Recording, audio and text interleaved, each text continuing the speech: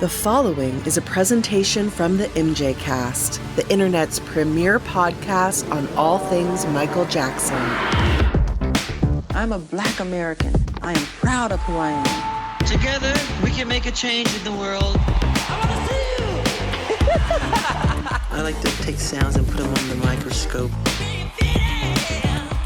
There's a driving bass, you become the bass. Let the music write itself. I don't sing it if I don't mean it. Welcome to the MJCast, your source of news, discussion, and interviews on the King of Pop. Hello and welcome to episode 174 of the MJCast. This is our season 10 Christmas special. 10 years of the MJCast. Cannot believe it. Cannot believe we are wrapping up the year already. And I am so excited today to be with our whole team and our very regular special guest, who I will introduce in just a moment. But first of all, let me say hi to Jamon Bull. Jamon, how are you doing? I'm doing really great. I'm in the festive Christmas mood. We're coming into Christmas. It's always a very exciting time of the year. And one of our traditions every year, obviously, is that we wrap the year up with a great Christmas special leading into Christmas Day. And it's just a very exciting time to be here with all of you guys.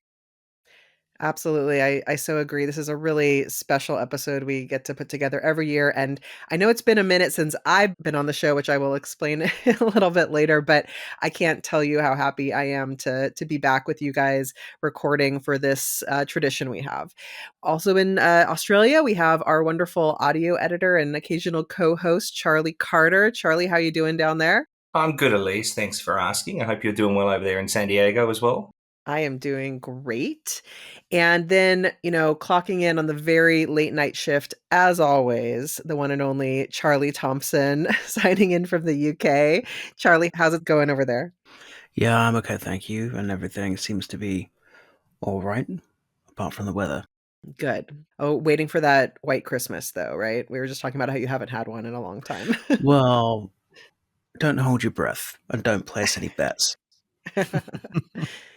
Well, that's all great. And then we have our very, very special guest who really has made a tradition of joining us for this Christmas episode, which we could not be more grateful for or excited about. We have Taj Jackson on the call today. Taj, hello. How are you doing in LA? I'm doing well, thank you, or at least holding up. Yeah, well, you're holding up. Well, it can't go without saying that, we just have to say off the bat that you have, of course, gone through a really, really terrible loss this fall with the passing of your dad a couple of months ago. And, just have to ask, how are you doing? How are you holding up? We're so grateful you could join us despite you being still in a period of mourning. We're thinking of you often. I'm holding up. I mean, I think the thing is, that's why I was excited to do this. This is tradition. My dad's been on the show. I loved his episode of the show, and I think for me in general, it's just been like really a whirlwind of just kind of not believing it, I should say. And I know we're going to talk more about it throughout the show, so I don't want to get too heavy here. But at the same time, I'm so grateful for just all the MJ fans that have really just showed their love for my dad. And I'll explain more later on because I don't want this to be front heavy on that. But thank you guys for reaching out and just caring about me.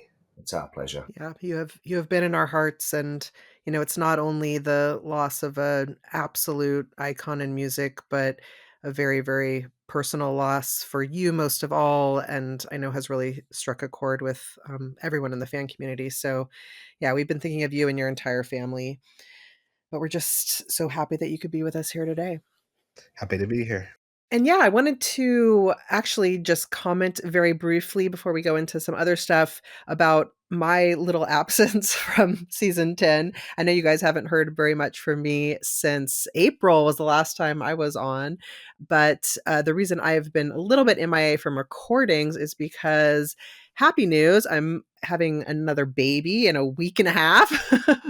Wow. So that is exciting, but I have not, frankly, had perhaps the bandwidth this year to be on as many recordings. So I just want to put a really huge shout out to you guys, to my team at the MJCast, and Jamon and all of you. Thank you for being so supportive through some of the ups and downs of pregnancy this year, because it's really meant a lot to me. And just so listeners know, I still am very much part of the team. I have been in the background of every single episode. I'm not going anywhere, but I know you didn't hear a whole lot of my voice this year, and probably, at least part of season 11, I'll probably be a bit quiet too, but I'm around. I will pop in when I can.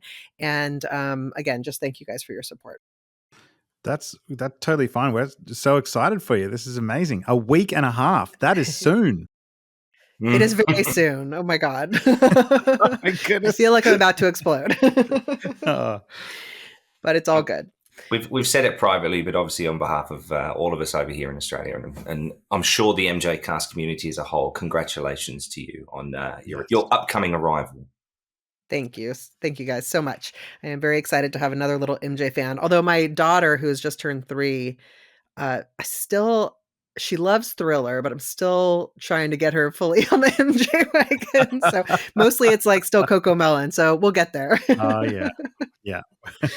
Yeah. You got a whole tribe coming along now, Elise. You can have 2 kids. That's great. Great stuff. I know. Well, as do you guys. I mean, Taj, you have 3. Oh my gosh. I just like, I'm like I think I'm definitely tapping out at 2. I don't know how anybody does 3. So go for 3. You are amazing. You owe it to yourself. Go for 3. No, I'm kidding. How are your girls doing, Taj? Oh, they're amazing. They're 3 girls, so there's not a lot of testosterone going around in my family in that household. But at the end of the day, they're so loving and supportive. And I think the trick of it is, for me in general, is that I've really got to see things through children's eyes, for the first time in a long time. And it's actually brought me closer to my uncle in that way, the wonderment of children. And so I just love it. I love taking them places for the first time and seeing their excitement. And it really brings me a lot closer to, the what my uncle was talking about. That's really beautiful. Your girls are totally darling. How old are the 3 of them now? Taylor just turned 6 in November. Toria is 3, but she's like a 3 going on 7. Like she thinks she's the one that runs the house. And then Tylee's 1, and she's like 1 going on 4. She's talking to everyone. No one understands what she's saying, but she's definitely saying something. So it's a cute, I guess, balance in everything that they're doing. Oh, that is so great. They must love each other so much and have so much fun together. Yes, they do. And it's hard because I see so much. It's the Jackson in me. I see so much talent already. And I'm trying not to just be like, oh, let's put a camera on them and all that stuff. Just because they sing, they're just funny. And there's a lot of personality in there. But at the same time, I want them to be kids as well. Yeah, for sure. That's fantastic. And are you guys all ready for the holidays? Everybody has their trees up, is ready for presents. I am. I'm definitely when at that age, you definitely have to make sure that Christmas is Christmas. Mm-hmm. Yeah. And I think, especially with my family, we missed a lot of Christmases, and so for me, that is something that's very important. I love the idea of Christmas, or the holiday spirit of Christmas. Mm-hmm. Absolutely. Yeah. We start early in the Bull household. Our tree was up the day after Halloween. We get right in. Wow. Day after Halloween? I didn't know this. We get it straight up. We get right in. Like, Jamon, that's obscene. That is obscene. I've been here trying to convince Jess that our tree does not go up until after my dad's birthday, which is 30th of November, which then automatically makes it December before the tree goes up. What are you doing to us? I'm going to defend myself here, and not to shame Q on the show, but I'm going to. Q had his tree up as a Halloween tree before Halloween, covered in spider webs, and then converts it into a Christmas tree straight after. Q, you and I are going to have a conversation, mate. All right. Maybe I'll keep it up as an Easter That is tree. so funny. No, do not. Don't do it. do that. I will Okay. fly down there and take it down. Probably a good thing this isn't a video call, Jamon. You don't want to see All my right. face right now. Okay. I apologize. Look, my wife won't let me keep it up anyway, so we're good. She'll want it down December 1st. Well, I admire you guys for being so prepared and doing so much for all your children and everything to make this a special time. I think that's awesome. But yeah, we're just so excited to be here together, and we want to reflect on the year that was and also look forward. We also have some amazing, and fascinating news topics to discuss, and I know we haven't done quite as many news chats this year, so we have a few things to catch up on. But first, I did want to reflect just a little bit on some of the year in review highlights, and we won't go too in depth on these because we have plenty of news items to discuss in more detail. But, I think it needs to be said that, some major stuff happened this year, which we want to put down on the record and recognize. And if you guys do have anything to chime in, please do, but we'll keep this section a little bit brief before we get into the actual news chat. But we do need to mention that the MJ, the musical, which, has just continued to do so well, opened in London and got so much press. It was really quite amazing. And it's already won awards. It's been nominated for more. It is just, going and going. Charlie, I think you went to go see it several times. Is that right?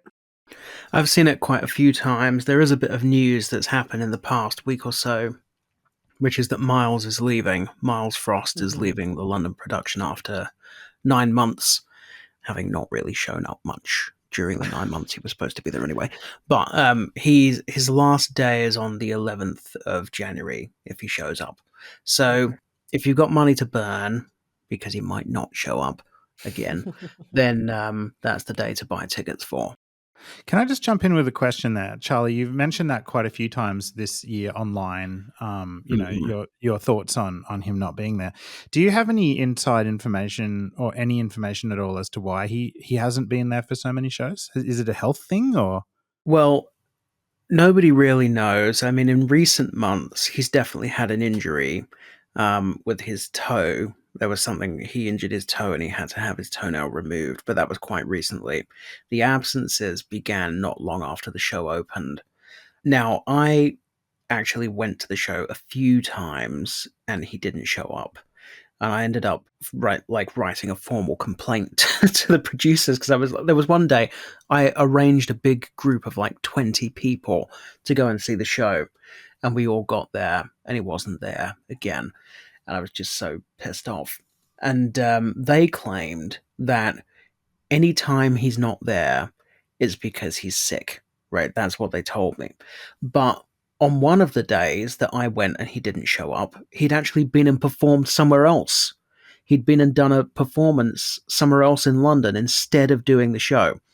So, yeah, who knows? But it has been really hit and miss. And something that I've never heard, well, a couple of things have happened with this London production that I've never heard of before.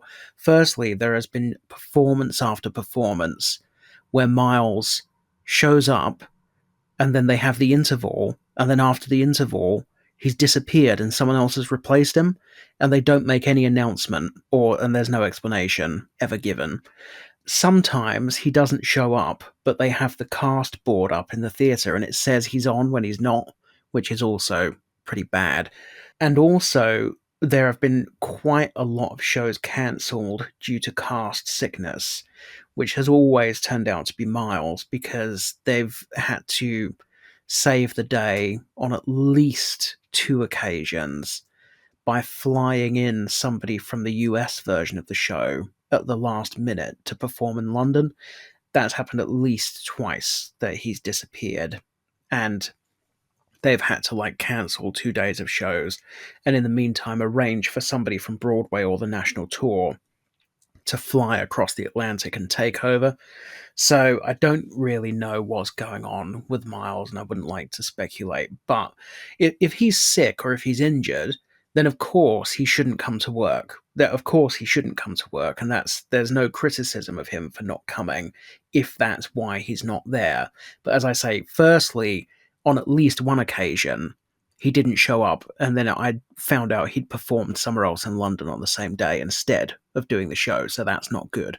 And also, it's the way the show has handled it. So what you don't do, because it's tantamount to false advertising, is you don't put a thing up in the foyer that says Miles Frost is on stage in this show when he's not. You shouldn't be doing that.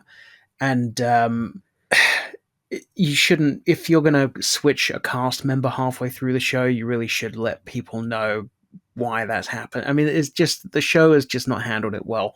I mean, the production is brilliant, of course, and I've been to see it multiple times. I think it's a brilliant show. I highly recommend it, and it's doing tremendously well, and it's winning awards and getting award nominations and prospering financially. But there have been some issues with it here in London. There's no getting around it. How is the person that is filling in for him? Well, there's 3 at the moment. I've seen 2 of the 3, and they're both okay, but they're not Miles. You know, it's a bit like if I don't know what you could compare it to, but anyway, you know, they're perfectly competent, but there's a reason that Miles won the Tony. You know, so it's a disappointment when you get there expecting to see Miles and he's not there, even if the other guys do a competent job of filling in. Got it. Yeah. So, yeah, I would recommend that people get down and see Miles if they can before he leaves, albeit there's not a lot of time to do that now. But I have to now ring a note of caution whenever I say that, because of the amount of times that I've recommended people go and see him in the show and then he doesn't show up. I mean, like Sam Habib, for example, Summer Habib, who's been on the show many times in the past, a good friend of the show. I had to really talk him into going to see the show because it's an estate project and he's obviously hates the estate. And I really had to talk him into going to see it. And that day I arranged this trip for like 18 or 20 people to all go and see the show together. And we got there and it wasn't Miles. And I was just like, oh, not again. Not again. And that was the day that I discovered he'd been and performed somewhere else. And I was like, okay, now I'm pissed. You know, now I'm pissed off because he's not that's off really sick. odd. Yeah. He'd been to perform in some like showcase of, they call it West End Live, where the casts of different shows all go and perform in public in Trafalgar Square in central London for free. And then the hope is that it will entice people to buy tickets to come and see the show. It's a great event, but it is very irritating to discover that Miles Frost has been on stage at West End Live and then not shown up for your performance like an hour later. So, when it's literally a 5-minute walk from the theatre as well. So they emailed me back and said he was off sick. And then I emailed them back and said, oh, well, that's interesting because I've just seen a video of him performing at West End Live like an hour before and he doesn't look sick. And then I didn't really get an answer, but I did get some free tickets. There you go. Well, disappointing to hear that, but those of you who got to see Miles, I did not get to see Miles. Unfortunately, I wish I had, but I have seen the show a couple of times when it was touring through the US, so that was good. But lots more opportunities to see it because the show is not going anywhere, and continues to do really well and seems to have a pretty positive reception from most people who are seeing it. I know there are some issues around it, but in the end, it's supporting MJ's legacy, and it's exciting to see people really responding to it. And another little just quick piece of news from 2024 is, of course, the biopic was filmed. We're all going to have to wait about 6 months more to see it than we thought. I mean, 4 or 5 months more. But it was originally going to come out this April. But as we all know, it has been pushed to October, which, we'll talk, I think, a bit more when we get to our legal update section of the episode.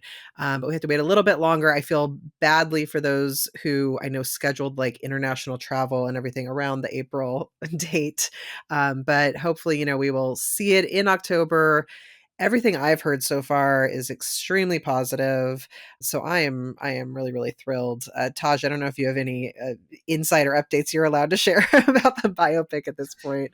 I knew it was going to be changed a while ago, and seeing the fans' excitement as they were counting down till April, and then knowing, oh gosh, but I think it's for the better, especially obviously for Oscar reasons. In that I want the biopic and my cousin to have the best, and all the other stars in there to have the best opportunity to possibly bring home an Academy Award or an Oscar, and that would be incredible. And I think that, judging from what I've seen, that's biopics are very much on the table when it comes to that, and I think that could be in the horizon. So I'm actually happier. I was upset when I found out it was in April, because that's usually too early for recognition for awards to release. So that actually made me feel better that it was pushed back, and it felt like that's where it should have been originally anyway. Yeah, actually, that's a really good point. I hadn't thought about that. So yeah, you are totally right. I want to zip through the rest of these so we can get to the rest of our chat. We want to also call out the fact that Faking Michael, the podcast series by a very good friend of the show and basically our team member as well, Damian Shields, was finally released. If somehow you missed this, it's the podcast series about the whole insider story of the Casio tracks. It's incredibly produced. Please listen to it if you haven't yet. And I know that Damian has gotten some great mainstream media coverage for the show, but be sure to check it out and keep talking about it, because I do feel like it hasn't quite made the leap to outside the fan community. So, let's keep pushing that, and hopefully in 2025 we might see the next stage of that. Also, of course, we had another kind of mysterious delay in 2024, which is a good thing, but I'm not quite sure what the story around that is. Leaving Neverland 2 was press released and listed for a 2024 release, but didn't come out. So we'll see what happens in 2025. I mean, I certainly don't want it to come out, but we will see there. And meanwhile, Channel 4 announced it was making a 4-episode series about the trial. So again, something I don't think, if anybody does know something about, feel free to chime in now, but I think it's more kind of seeing what happens next year. And then just one little other tidbit we have to mention is that Charlie Thomson and Jamon got to meet for the first time in France, which was like the most wonderful thing and cutest thing I've ever seen. So can you guys just say a word about that? Oh, it was a highlight of my year. Honestly, it was such a special moment. I loved it. We got to.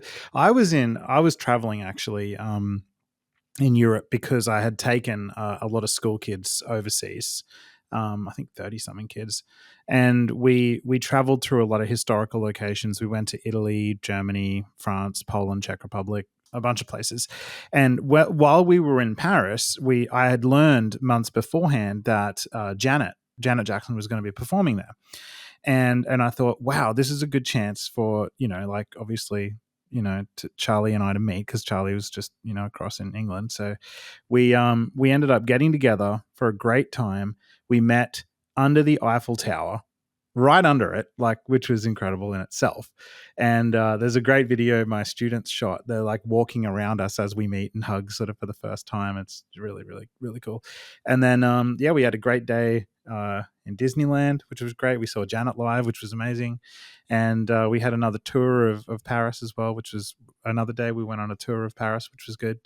So I had a great time, and I hope you did as well, Charlie. Yeah, it was fantastic. It was just an amazing couple of days. So yeah, as you said, we met under the Eiffel Tower that first night when my Eurostar got me there. Then the next day was the walking tour, I think, and and then your students all kicking my ass at some computer game. Fortnite. They taught us how to play Fortnite in the hotel game room thing. That was great. I would say they didn't teach me how to play it, really, but and then the third day was the Euro Disney trip, and then Janet. And yeah, that was the day my passport was destroyed. I had a brand new passport, literally the first time I'd ever used it, and we got rained on so catastrophically that my passport was destroyed. So I was able to get back into the country with it, and then had to order another one. So that was fun. But yeah, I mean, just amazing to see you, Jamon. I've met everybody now except Q. I've still not met Q. Q, I've he not met Q refuses to either. come to England. I was going to say that, Charlie, you've met every single member of the MJCast. Jamon and I only live an hour flight away from each other, and we still haven't met in person yet. Though hopefully early It will next happen. year. It will Because happen. the musical is coming to Sydney, so I'm hopeful that we get to meet as well. But yeah, seeing that video of you two meeting for the first time in Paris was just an absolute joy. I'm so happy for you both. It was like the big crescendo moment in like a movie. It was so cute. Apparently, people thought that it was a proposal because Oh, really? because all the students started cheering and clapping, and then people turned around and saw you and I hugging. That is so right. funny. Yeah. Okay. Yeah, I know at least one person who wouldn't have been happy about that if it was a proposal, but being my wife. Now, I I want to clarify as well. So when we saw Janet, that was the first time you had seen Janet live, right? Yes. I think that's great. I just feel like it's a milestone moment. The fact that I could be there for the first time that you saw Janet Jackson performing live.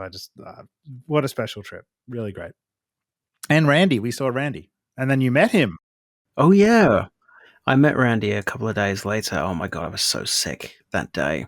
I left the house for the O2 feeling fine. And by the time the concert began, I felt so ill. I don't know what, and then I was ill for about a month. I just came down with it all of a sudden. I'm pretty sure it was your fault, but I can't prove it to a court standard.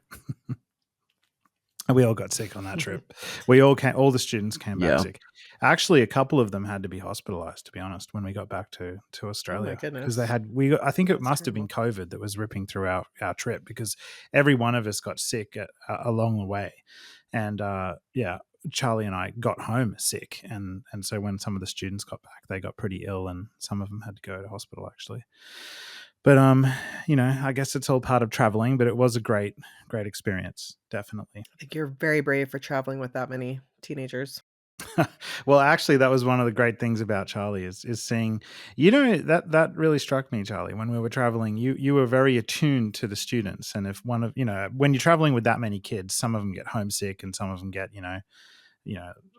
upset about different things, and all a part of traveling. But Charlie was very attuned to, is that kid all right, or is that okay, is he okay, and that sort of thing. That was nice to watch, actually. Very cool. Well, I love hearing that, and hopefully many more meetings to come. We still need to have a big reunion. Taj, you'll have to come too. It's going to be a whole family thing here. That'd be great.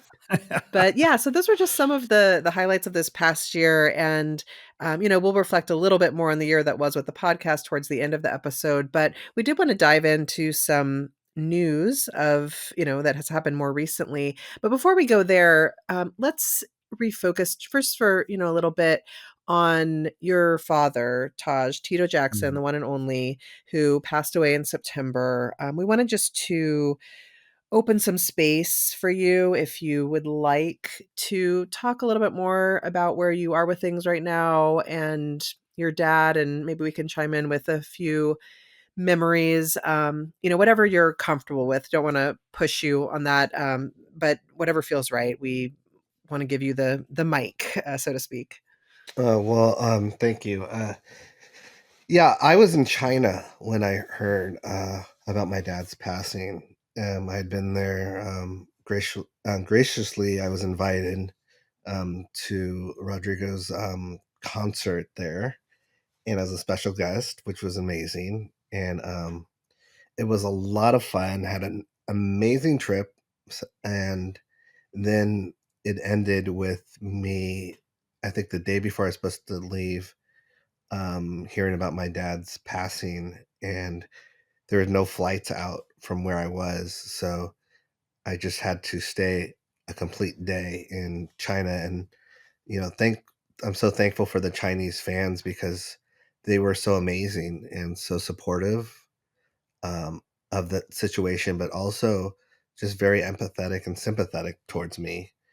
And it was very surreal. But not only that it was also, and this is kind of weird for me to say, but I so appreciated all the love that my dad was getting on social media and recognition that it offset a lot of the grief that I was dealing with, because one of my biggest fears was always that my dad wouldn't be recognized for what he did and what his contribution was to the legacy of the Jacksons and, the whole legacy aspect of it. And I saw so much recognition from not only fans, but from the media as well, which really surprised me.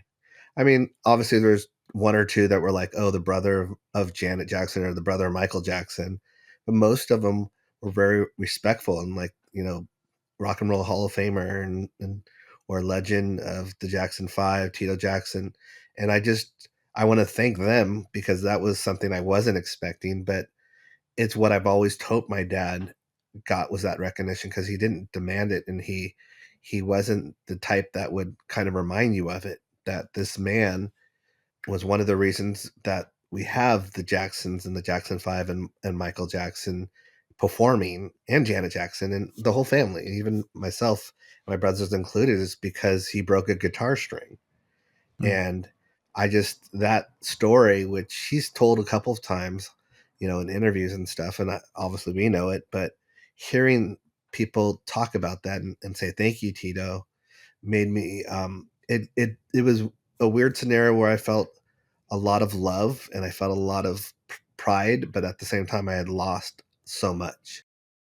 And so I think that was one of the hardest things, but also we lost a great ally. My dad was always front and center whenever there was something about my uncle or, a family member. My dad was there, and he had so much pride in what Michael had accomplished as a bigger brother. I always look at that. I think when they got inducted and Michael's talking and you can see my dad on the side and it's just smiling, and it's that big brother smile. I know what that is. It's that smile of like, we did it, but it's also that pride of your younger brother. And he had that in him. And I know some fans showed pictures of my dad washing my uncle's Hollywood star and stuff like that, but that was my dad. My dad just had that Jackson pride, which my grandfather, he, to his credit, always had as well. But yeah, that was another. It was just a huge, huge hole, and my dad was kind of one of the glues of this family. And when that glue disappears, it's hard. Mhm. So I mean, there's a lot more. I'm still packing a lot of it. I just so grateful for everyone that reached out, and just showed support. And I honestly, my biggest fear is just was kind of remedied, was that my dad would pass and be forgotten in that aspect of it, and I can see that he wasn't and he won't be, so that has really helped my situation. We've spoken previously as well about how toxic an environment social media can be at times. So it's at times like this, it's actually nice to see that there were appropriate tributes and appropriate love given to your father in such a sad time. Yeah. So I'm glad that you got some solace from social media, knowing how much toxicity there has been for you on social media previously. Oh, it was amazing, and not only me, my brothers as well. Like, we all talked about it, and that, and sorry, I'm still a little under the weather, so like I'll sound a little more nasally than I normally do, but it just, yeah, because I think I used to always have to talk up my dad when I was around him, because he just let things fly, and I'd be like, "Pops, you're a Rock and Roll Hall of Famer, you know. Of course they're gonna want to interview you, or of course they're gonna want this or that." It's just he didn't think that way, and that's part of his charm. He was just very humble, and he was very just to himself aspect. But I was like, I dare him to go to a country and find out Tito Jackson's in town and they don't want to interview him. I dare a news station to try and do that, you know. They never did. They always had him on, but he never thought like that. He always thought like he had to earn it. And I said, you already have earned it. And so there's a lot, but yeah, I haven't even dealt with what I personally lost. I'm seeing that through my kids, because they see Grandpa Tito on TV or through Jackson stuff and whatever, and it just reminds me what the loss that they're going to have throughout their whole year lifetime. I don't know if you're aware, Taj, but we had just over a week ago in the UK, we had the Royal Variety Performance, which is a huge sort of spectacular that gets put on once a year, where artists and performers from all over the world, from like musicians to actors to gymnasts and all sorts, are summoned to perform for the royal family in England. And the Jackson 5 did it many years ago. Yeah. But this year they had an in memoriam section, which I've never seen them do at the Royal Variety before, in front of King Charles, and your dad was in it. Oh, So I don't know if anyone sent you the video or anything, but it I was would nice love to see him. that. That makes me so happy to hear that. Yeah, I mean, I don't want to down this whole Christmas thing, but I'm hanging in there, and that's the hardest thing, is because that was the guy I looked up to. That was the first person besides my mom that I kind of modeled my life after. And then obviously my uncle was my role model as well, but that was more in terms of entertainment and how he handled himself. My dad was kind of the figure for me, and it's weird not having both of them, or all three of them I should say. Is I'm in a weird different space, and I'm trying to navigate that. Yeah. It really has been a shocking and tragic time. I found out when I was traveling overseas, and as soon as I saw the news come through on my phone, my heart just dropped, and I've just felt a deep sense of sadness, really, ever since. And I when it happened, I wasn't expecting it. It was very shocking. I mean, he was so young, and I guess I wanted to ask, and if this is too much, please let us know, and we don't have to include this, but I am curious about whether your dad had been performing just in the days prior to it happening, and lots of fans, we talked to fans who had seen him live in Europe, and was it as shocking for you and your family, or were there, in the days before, was he unwell, or? There was no for us, there was, because we had seen him, I think that September 1st, we had like the whole family came and went to my grandma's house. And so we all hung out and all that stuff. And there is no warning sign in terms of like, oh, something's up with Pops or anything like that. And so we were supposed to see him during that festival that I won't mention the festival because it's such a royal screw up. But that festival, we ended up not seeing him either, because they mishandled the festival so well that bad that even though we were an hour early from their performance, we missed their whole performance. And so That my happened kid, to me too. I was supposed to be yeah, there. I was so upset, and so my kids missed their one opportunity to see Grandpa Tito perform live, was that God. performance. And so yeah, that was kind of, but we got to see him the next day at my grandma's and other uncles and stuff like that. But yeah, never got to see, and they were so excited to see, because we had shown them all footage, and they were like, wake up or you're gonna miss so yeah, we did everything right, but it just wasn't the right time. And no, there wasn't any kind of warning sign on our end of like, oh shoot, we should be spending as much time with our dad as possible in that aspect of it. So I think it hit everyone pretty suddenly. Of course, my dad was a little older, so for me, I noticed, oh, he's not as springy as he used to. And I was gonna save this joke, but it's not really a joke, but it's this is the right opportunity to say it. Was I had visited him. I had gone on a road trip with him. He lived in Oklahoma, and we were going to go from Oklahoma to where Terrell lived in Tennessee. And so I flew up to Oklahoma, and then we were going to drive to Tennessee, which is what we ended up doing. But I got a lot of bonding with my dad during that time period, and thankfully so. Otherwise, I think I'd be more of a wreck than I am. But during that time period, my dad has always been kind of one of my heroes, and I made I don't know what this was going on in my head, but it's just me and my dad, and we were at his house in Oklahoma, and he's sitting on a chair, and I sat on his lap, and he got so mad. And the reason I sat on his lap, because I felt like I was a little kid, and I wanted him to know, this is what was going on in my head. I wanted him to know that I'd always be his little kid, no matter how old I was. In that. But to him, he's like, who's this heavy guy sitting on my knee? And he's like, ow, Taj, you're heavy. In that. But it was an innocent moment. And I didn't think about that, how heavy I was. I just thought about, this is my dad and I'm his son, and I want to sit on his knee like I always did.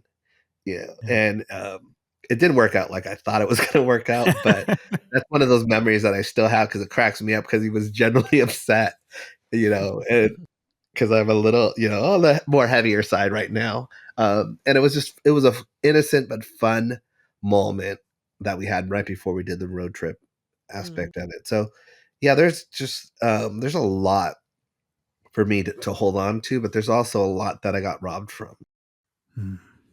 Well, I think just to your point of worrying about your dad's legacy, I mean, really and truly, I don't think I'm just saying this as a fan. I think his legacy is only going to get bigger and, more recognized as the years go on. I really do. I feel like I feel like the fact that he got to tour solo, I got to see him play with the BB King band a few years ago, which was like remarkable, and it highlighted, and there were so many like kind of non, Jackson family fans at this concert. It was a very mainstream audience, and everyone just was so amazed with, really realizing what an incredible guitarist he was.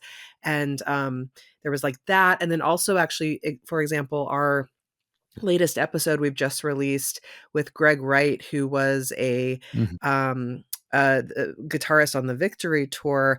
There's a whole segment of Greg just talking about how phenomenal Tito was as a guitarist, and him maybe, not getting all the credit he's deserved. But I really feel like that's going to change. I feel like there's going to be a whole story that comes out of this, and Tito is going to just, he is going to get that recognition, I think, more and more in the coming years. And I don't know. I hope maybe that, helps as you continue in your journey and grieving him. But I think there's a long way to go in the Tito story, from, a mainstream perspective. Well, thank you for saying that. Yes.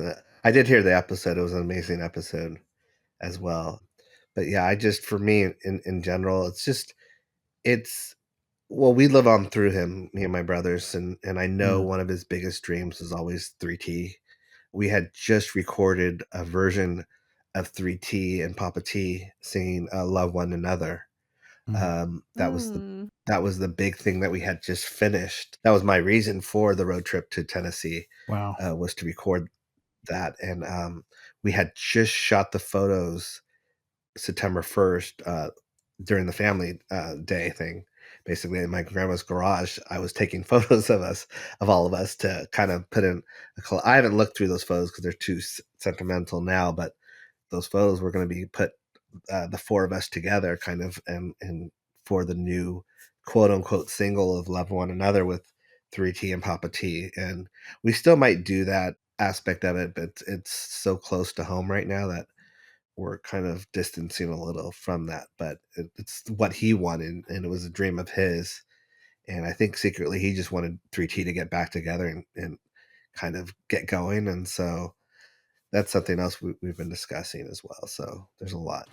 I've been watching a lot of footage of the Jacksons performing over the years, especially in preparation for that Greg Wright interview. I watched a lot of Victory Tour stuff, and I noticed, I'm hoping you might have some, be able to tell us a bit about this story, because I don't know much about it, but I think at some of the Victory Tour shows, I'm guessing it must have been at Dodger Stadium, Tito is famously wearing that beautiful, sparkly baseball inspired outfit, and he's got the baseball mitt custom guitar, and it just looks so iconic and cool, and I know so little about that, and I was wondering if you had any story or information about that moment in particular.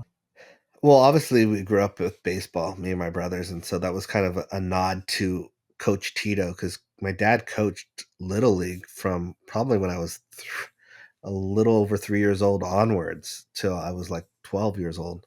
So for a good decade of his probably biggest years of his career, he was coaching Little League of not only myself but my other brothers as well. So a lot of people knew him as Coach Tito, and so I think it was LA as well. But when it came to LA Right. and Dodger Stadium, it just made sense. And I love that outfit. That's iconic for me as well. And I think one of the things that I love most about it is the baseball guitar, Yeah. which I know for sure he still had, and he still had the outfit as well, the uniform. I had seen it with my own eyes probably less than a year ago.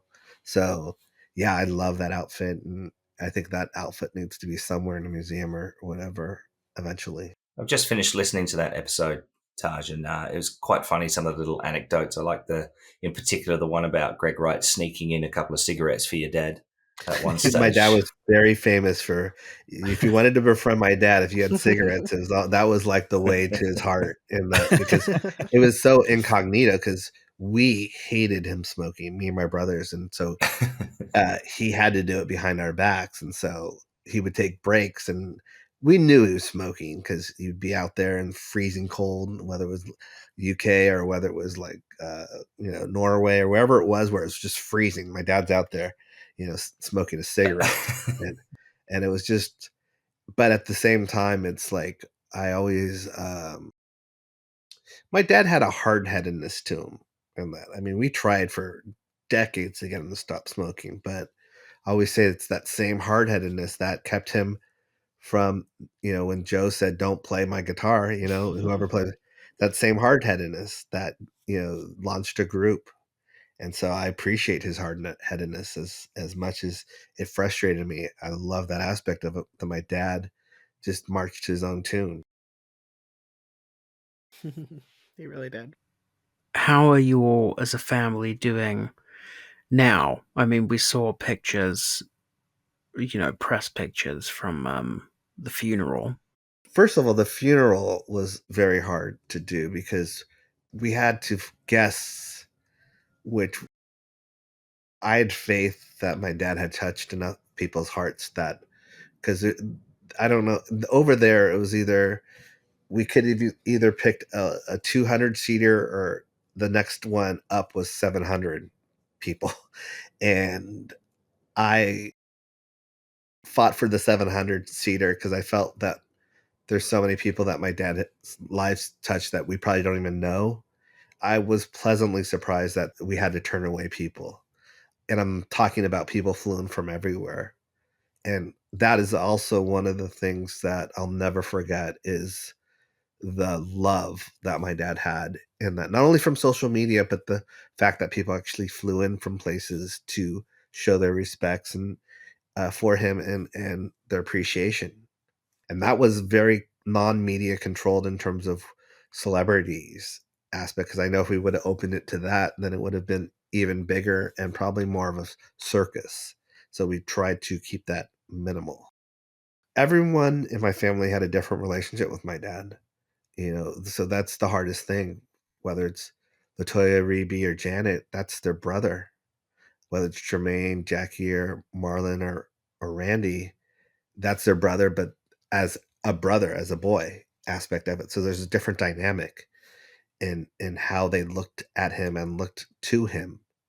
And I talked about him being the glue. He was the glue in terms of he was the one that everyone got along with and really didn't cause much trouble.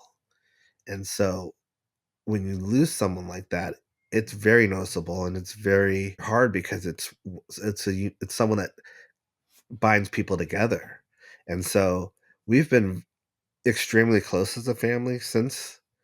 I'm sad that it took somewhat my dad's passing to do that. We had always been close, but we always talked about, oh, we should get together. And I always worried, oh, it's going to be a funeral or something that's going to bring everyone together again. And I didn't know it was going to be my dad's, but it did. And our main concern that whole time was my grandma.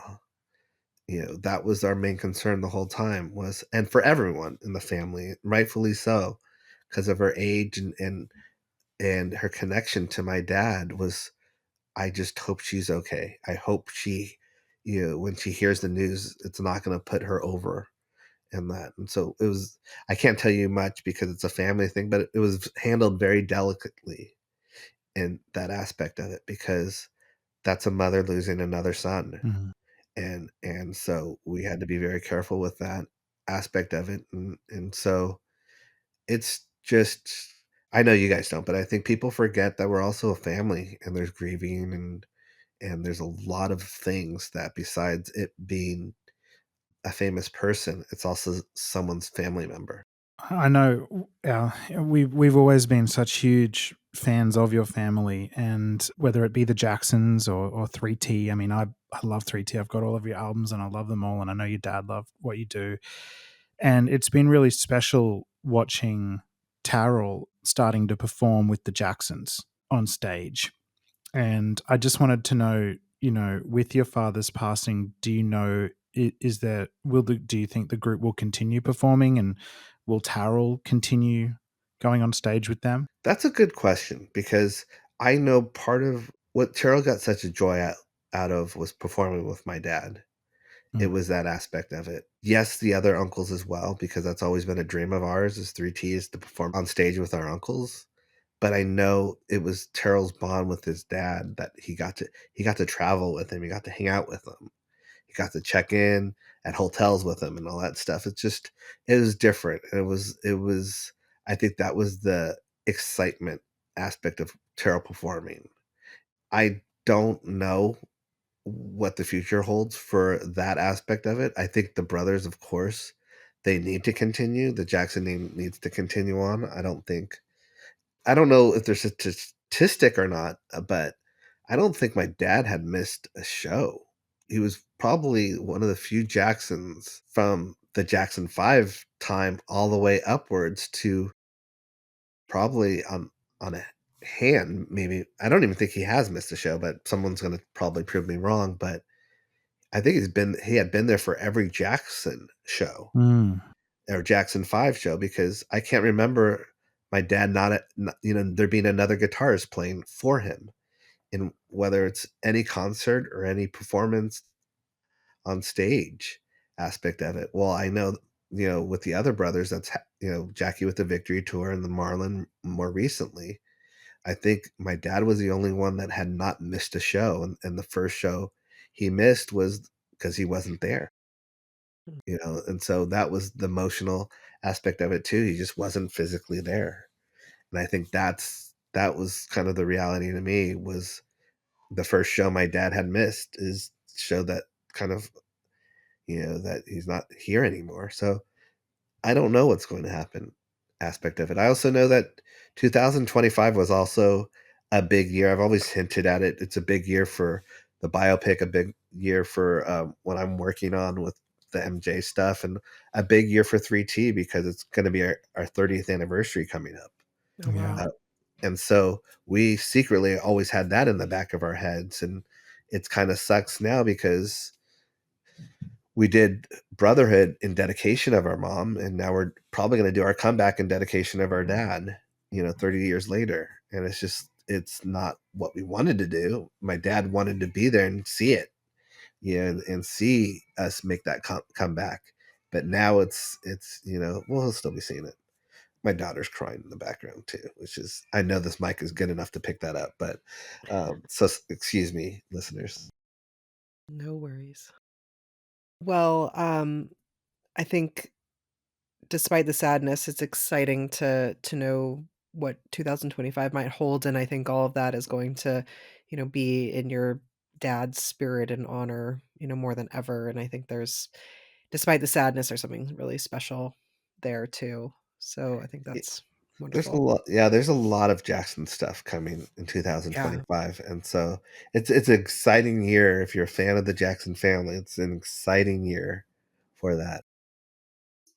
And speaking of Jackson family content, I've obviously been thinking of my favorite Tito moments, and I don't know why this one has always sprung to mind for me. But during the the Family Dynasty series that you guys had, there was a moment where your dad just sort of was trying to get the brothers in check. He was like, "Will you all get it together? You sound like the Supremes." And I don't know why, but it always tickled me when he said that.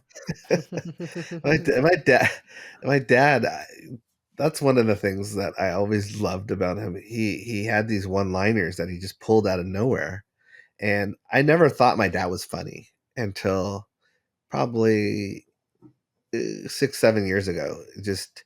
When I saw him do more interviews and stuff, and he just naturally was funny. He naturally had a good humor about things, and I have a lot of.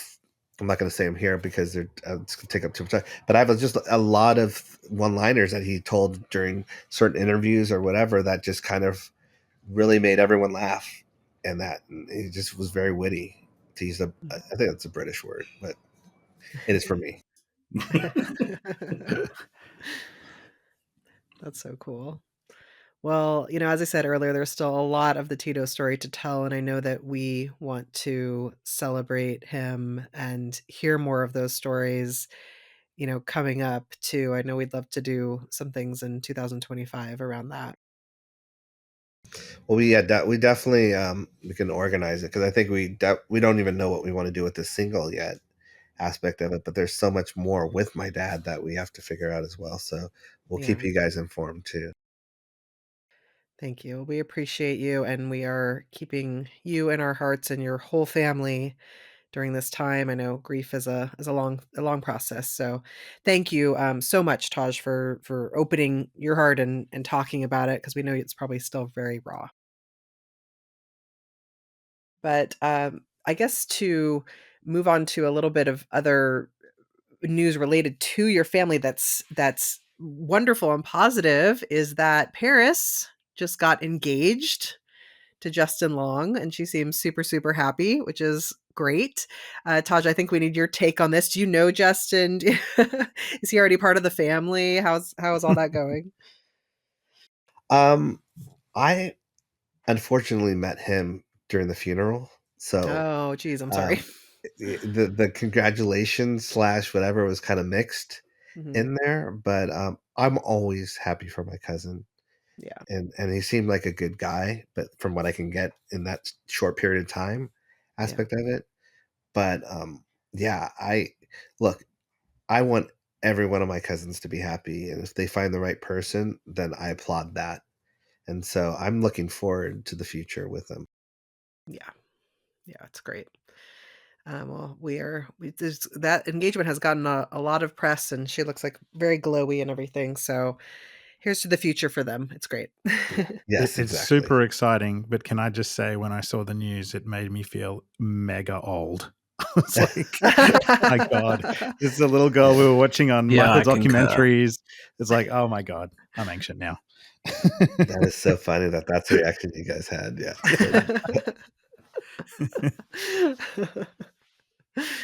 And I also hope Paris puts out some new music soon too. I Yes, love her that'd be music. It's great. great. Yeah, we need lots of Jackson family music and films and just everything else Yeah, in keep the coming everything years. going. Yeah, yeah. You guys are amazing. Well, we'll jump to a few other news items. First of all, there is a kind of interesting development very recently where a bunch of unheard Michael Jackson tracks were found, but the estate has declined to buy them. Now, I'm sure a lot of you have heard about this a couple weeks ago. These were found in a storage unit which had once belonged to Brian Lorin. And Jamin, I wonder if you would like to chime in on this one, because of course you've, talked in depth with Brian Lorin and know a lot of the ins and outs of this story. Would love to hear your perspective on this to start. Yeah, sure. I mean, it's a fascinating story in general that I think I'd love to learn a lot more about. I wouldn't mind speaking to the guy that found these tapes. Actually, he's an ex police officer who found them in a storage unit in the San Fernando Valley. And first of all, I am curious about the legality of, if you find tapes or any items in an abandoned storage unit, like, even though the storage unit wouldn't be legally being paid for or anything like that by the person who originally owned it, how does that property not still belong to that person? I'm very curious about how that all happened. But anyway, the police officer is now in possession of these tapes and is talking about them online, putting photos of them online, that kind of thing. It's obvious that they are legitimate because they're, you can see on the tapes written all the names of the songs that Michael worked on with Brian Loren. Not all of them, but lots of them. And some of the song titles we've never heard ever. So it is interesting. I would like to hear some of them. They include tracks with names Don't Believe It, 7 Digits, which is a long rumored track, Truth on Youth, which is apparently a rap duet with LL Cool J, which I don't think has been heard before. Next to the names of the songs on some of the tapes, there's the word VOC, it says, which I think stands for vocal. So one of them is called Satisfy You, which is a song that came out later, I think, as a single by Brian Loren himself. So I'm guessing the vocal thing there means maybe it's a Michael vocal on that track. There's one called Can't Come Back, which has the word vocal written next to it, and many, many other song titles that we haven't heard before. So I think this does look completely legitimate to me. I would like to hear them, but I don't think fans should get their hopes up that they're going to be complete vocals. We know that Michael very, very rarely completed vocals to songs until he was really happy with them and wanted to put them on the record. I would guess that lots of these tracks are either just, ideas and beats, or maybe if some of them do say vocal next to the track title, maybe it's a scratch vocal or something that Michael was doing as a demo to think about doing later. So I don't think they're going to be songs that necessarily will end up on another studio album, especially because the estate has refused to purchase them. The estate have even privately communicated with the guy who found them in the storage unit and told him that they weren't willing to purchase the tapes at all, which I find interesting. Maybe they already have copies of them. I don't know. But yeah, to your question before, Elise, about Brian Loren, I did interview him and I did speak with him, and one of the he similar to Brad Buxer, he did have that kind of duality to him around working with Michael. He obviously enjoyed his time and was very grateful working with Michael for all those years, but he wasn't backward in coming forward about being disappointed or he was alleging that a lot of the songs that he had worked on with Michael were never released, but Michael had reused the melodies from those tracks in later songs that came out on History and Invincible. So I guess that's something that we have to just keep in mind as well about his story. I just wanted to comment on something you touched on, Jamon, where you said that the estate have apparently declined to buy them, and you said maybe they already have them, and that was my thinking. That the estate has been. I'm not somebody who's prone to leaping to the defense of the Michael Jackson estate, but it does strike me as somewhat bizarre to throw a tantrum, as many fans have been doing online, saying how dare the estate dismiss these tracks and refuse to buy them. I mean, these literally are just tapes, so we have no idea whether the estate actually already owns the masters. They might already have pristine master copies of all these songs. So, it could be akin to me. Yeah, it could be the same as me like ringing the estate and saying, "Oh, I've just found my 1997 Blood on the Dance Floor single. Do you want to buy it?" Do you know what I mean? And then going, do you know what? The estate is an absolute disgrace. I rang them up. I told them I had this CD of Blood on the Dance Floor. They refused to buy it from me. They may already have all these songs. So it just seems completely preposterous to me that people are leaping to the assumption that the estate has never heard these songs and has just sort of dismissed them out of hand and refused to buy the only copies. They probably already have them. Some of the fans are probably thinking not so much that the estate should buy them to then eventually release, but more to stop leaks. So these songs, who knows whose hands they could end up in? These will just end up on YouTube at some point again. And this is one of my criticisms of the estate, is that they don't lock things down. When things come up like this, they don't tend to buy them, put them away, destroy them or whatever. they just let them eventually leak out. It's like all these seminars that happen all the time with collaborators that go around doing seminars playing songs. People go in with iPhones or whatever and record these, record the, bootleg audio. The estate, it doesn't shut these things down, and then everything just ends up on YouTube. And then these things are, I don't know, kind of worthless, right? Because everybody's got them. So I think that might be in some of the fans' minds, is why is the estate not buying these tapes? Simply just to lock them away so nobody can leak them. And Taj, you were going to chime in?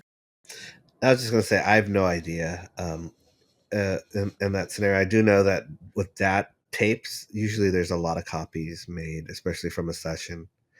Just going off of personal experience with 3T and stuff, we have different versions of songs and tons of DATs of. So I would assume that they have whatever versions there are of that, they have that already. Mm-hmm. Yeah, that would sort of be in line with what MJ Vibe also reported, where they said that Greg Musgrove, the guy who found these tapes, got an official letter from the estate affirming that it does not claim ownership of the physical tapes, but clarified that the copyright for the recordings and compositions remained exclusively with the estate, which is, interesting. So the tapes themselves, they are deeming just collectibles.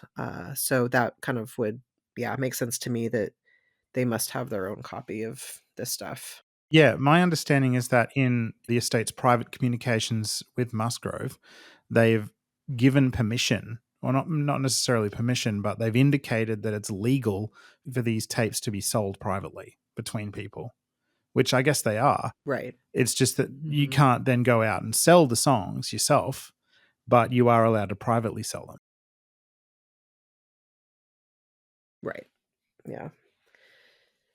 So we'll see what happens, I guess. Moving on to the next news items, we have lost a couple of other major names in the world of music and film related to Michael Jackson just recently.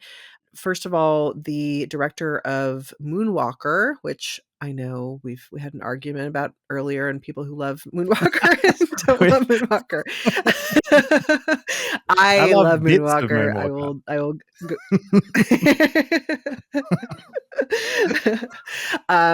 But the director Colin Chilvers has passed away at 79. He did lots of other major things as well. He did Superman. He was involved with Rocky Horror Picture Show, one of my faves, Bride of Chucky, all kinds of things. So it is certainly a major loss in the film world, which is too bad. I know that Chilvers was also actually featured in, if any of you have seen it, Pez Jack's documentary on Walking on the Moon, which I just got to see at Kingvention a month or two ago when it debuted in LA, which was a really interesting little documentary. But yeah, very sad news. Too bad. Another really, I think, visionary person gone. So we send our condolences to everyone who knew and worked with him. Do you guys have any further commentary on that passing?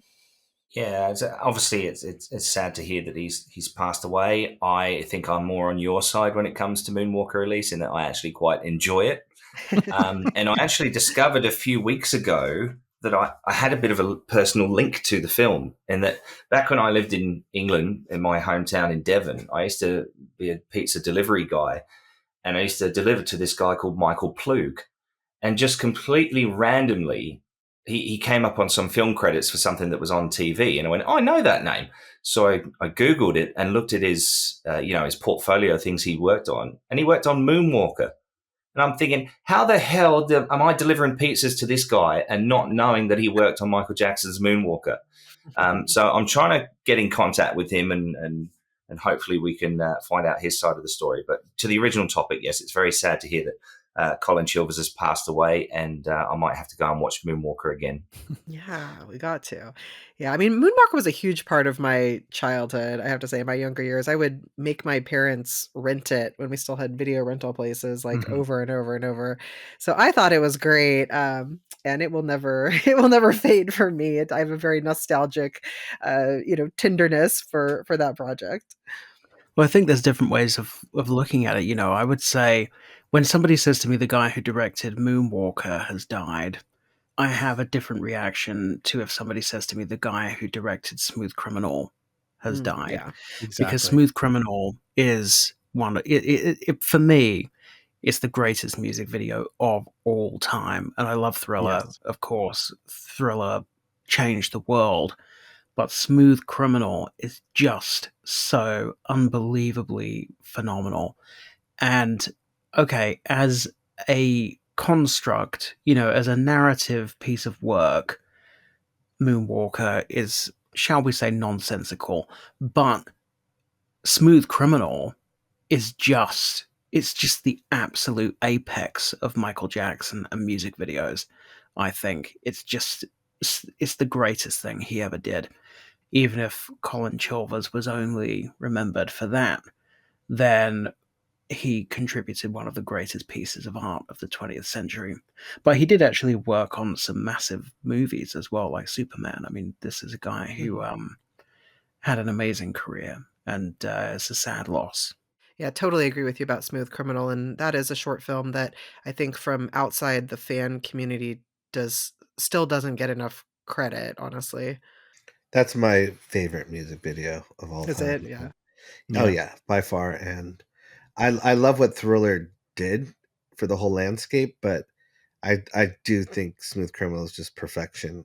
It's in all cylinders, and my brothers and I, we went to one of the shootings of Moonwalker one day, and it was a scene where Michael's being chased by the dogs, and he was really running for his life at that point. So he was definitely scared. It's that alleyway where he's running, Mhm. and that's all we got to see because back then well, they still do, but they shot that for like hours and every angle and all that stuff. So we didn't get to see much, but that's my memory of Moonwalker, of seeing that aspect of it. But yeah, that's sad that he passed and stuff. But That's so cool that you were there. yeah, I didn't know that. I wish I would have seen Smooth Criminal being shot. That Yeah. would have been, Yeah. that's why I sound like I do. I sound ungrateful, but it's also because maybe one other day I could have probably saw Smooth Criminal, and that would have been different. Yeah. So Isn't it in that dog scene, like, one of the dogs, they're all supposed to be so fierce, and one just, like, keeps getting distracted and going in a different direction or something? that's probably why it took all night. Like, Yeah. for us, we're wondering what's taking so long, and we're seeing all this stuff. But we had a different perspective too, because after Michael would be on camera, we'd go back and play. Like, we go to wherever the motorhome was or whatever it was that he would be at. That's what we did. So I didn't really stay back and see what was going on or the setups and stuff like that. Yeah. Yeah. Taj, do you have any memories of when the film actually premiered and came out? Was there a normal regular film premiere that Michael went to, or any of that? Which is really weird. I don't. And that I just it was a time period that I know it was huge. I don't remember going to any premiere of like opening like I do for Thriller. I remember Thriller it was shown, and it was shown twice, maybe 3 times, but we were terrified the first time it was showed, me and my brothers and stuff like that. But it was just great. It was my uncle was on the big screen, and I was amazed at it. But I don't remember Moonwalker. I just remember the impact that it had. Mhm. Well, it would be awesome. I would love to see again, maybe I'm only one of 2 people in this camp, but I would love to see a, like, fully restored version of the entire Moonwalker be released someday. I think that would be awesome. So we'll Yeah. see, fingers crossed. It's amazing to me because there's certain things in Michael's career that just span a bunch of different things, and Moonwalker span a video game, which a lot of people in the video Yes. game love. So it is interesting that some people say Moonwalker and they think the film, other people say Moonwalker and they think the video game. Yes, That's that's true. me. Yeah. Which That is was my very big for first. them. That was my first exposure to Michael Jackson ever. Was when I was, I don't know, it would have been like Really? Oh my goodness. 10 years old or something like that, maybe just a little older, 11. I went to a friend's house a couple of streets away, and he had a Sega, and he was playing Moonwalker, and that was my first time ever Yeah. hearing about Michael Jackson. And it's still considered, I think, one of the top 10 best Sega games in that era. It was great. So yeah. I only got to play it once when I found it at like a brewery arcade place several years ago. So you played arcade, because the arcade was different than the console. Oh, okay. But yeah, Michael, my uncle had the arcade at Neverland, and so Mhm. famously, like when you walked into that arcade room at Neverland, you would hear the Moonwalker. That was always. That's when you knew. Like that's in my brain, and if I ever walk into an arcade, I want to hear that. Yeah. I feel like there needs to be a documentary on Michael and gaming. I would love to watch that. He was so into games, like especially the Sega. And then I watched a documentary the other day that was talking about Michael being there at the US launch of the Sony PlayStation. And I just there's a whole history there that I'd love to have documented in some form. Mhm. He was fascinated by that and video games and the attention that it took aspect of it. But you got to remember too, it was, and I'm not saying this is why he was excited about it, but it was the number one competitor to music was video games. When Thriller came out, it was probably the first time that music had taken hours away from video games, because video games were just on a rise. And so people were tied into playing video games more than they were tied in to listening to music. And so Thriller changed a lot of that. But he was just fascinated because it was just I mean, you can understand you're in another world, you're playing another character, and you could be creative aspect. I know he loved Sonic. There's always those pictures of him and Sonic, and the stories of he influenced a lot of video games as well, besides liking them. Yeah, we need a deep dive story and all of that. That would be great. Yeah, that would be Love great. it. Well, moving along, we had another big loss this year, and not too long ago, the one and only Quincy Jones passed away. And of course, Quincy, major presence throughout MJ's career. It got a little fraught, I think, in these, last few years for sure, and a little strange, but as he got older, but certainly major impact in Michael Jackson's life and music. And it still feels, even though he was 91, he lived an amazing life, but still feels a little surreal that he's gone. I mean, we're losing all these, major. Bruce Swedine's gone. Quincy Jones is now gone. It's a new time. It's a new era. So I'm still wrapping my head around that, I guess. Yeah. You guys have any thoughts there? I do. It is a monumental loss, really. I mean, Quincy was the consummate music producer. He was nominated for 80 Grammy Awards, 28 wins, worked with Frank Sinatra, Ray Charles. And of course, when you think about Michael's career, I always think about Michael's musical career in sort of three chapters. There's the Jackson 5, then there's the Jacksons, including Randy. And then you've got Michael as a mature adult solo artist and I really don't think Michael's adult solo career would have reached the peak it did if it wasn't for Quincy. I think Quincy, his contributions were in terms of being able to bring in people that Michael could work with that elevated his music to a top tier professional standard that was just like going to reach the whole world.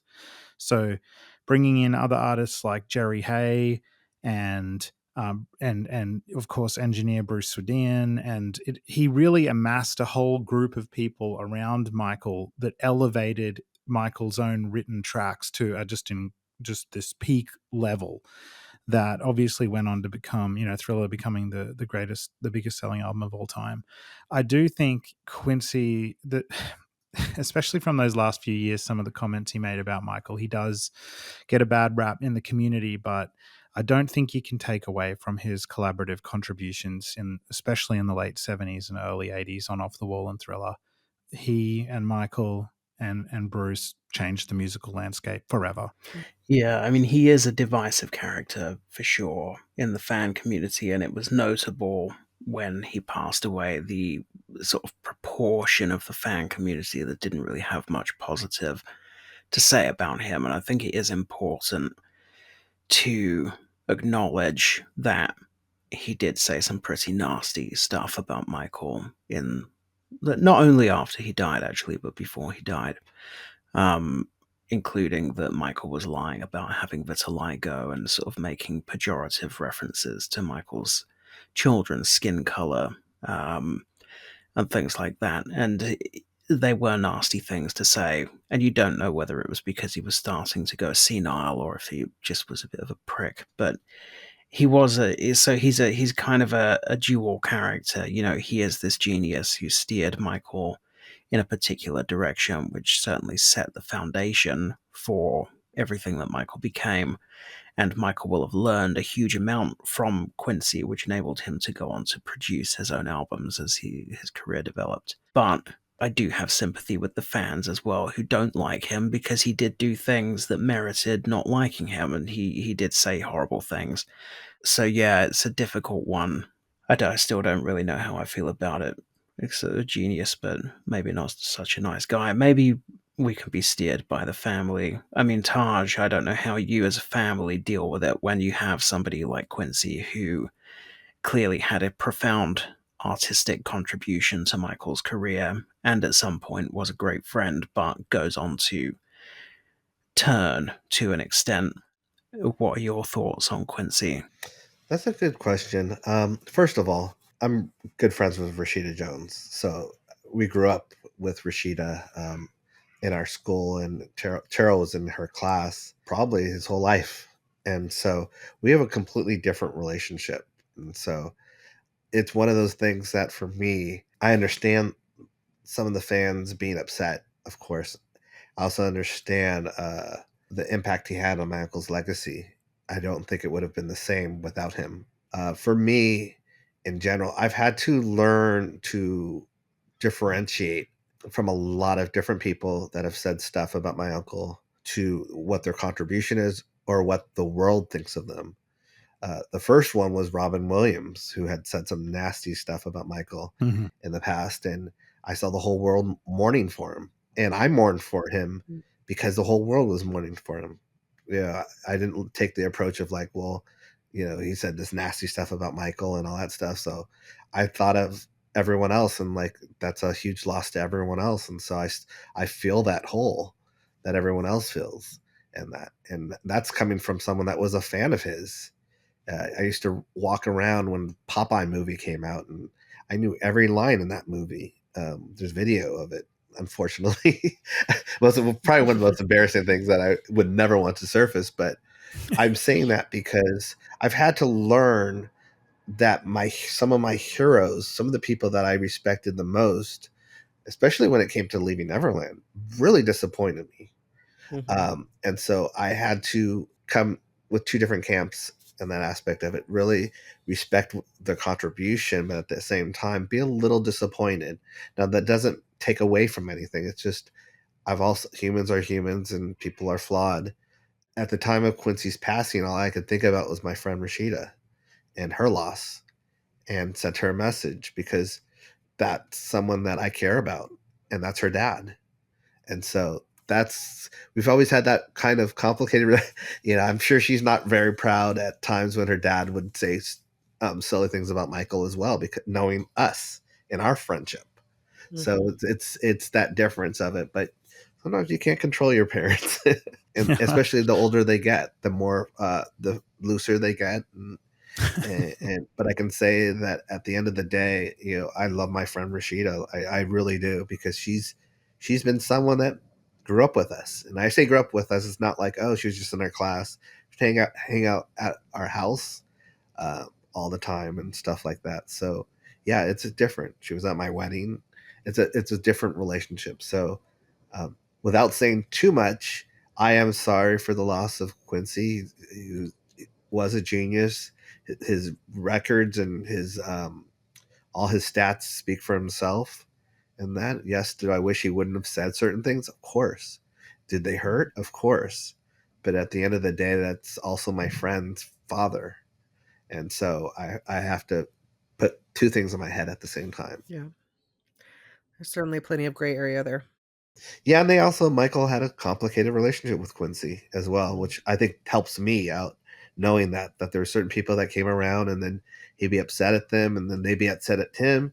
And then they'd reemerge and be talking again, and then same thing. So I never take it as it's a time capsule thing. Like, it could have, if Michael still was around, would that relationship be like it was? And so that's all I can say, because I really don't want to hear myself talk too much. Well, when it worked, it created true magic, and we are all grateful for that. Yes, and he was magic in bringing the right people together at the right time. Yeah, which was, I thought, emphasized so nicely in the documentary about We Are the World, Yeah. Greatest Night in Pop. Oh yeah, I even Was forgot about that. I mean, that was Yeah. that was amazing what he Yeah. did. Yeah.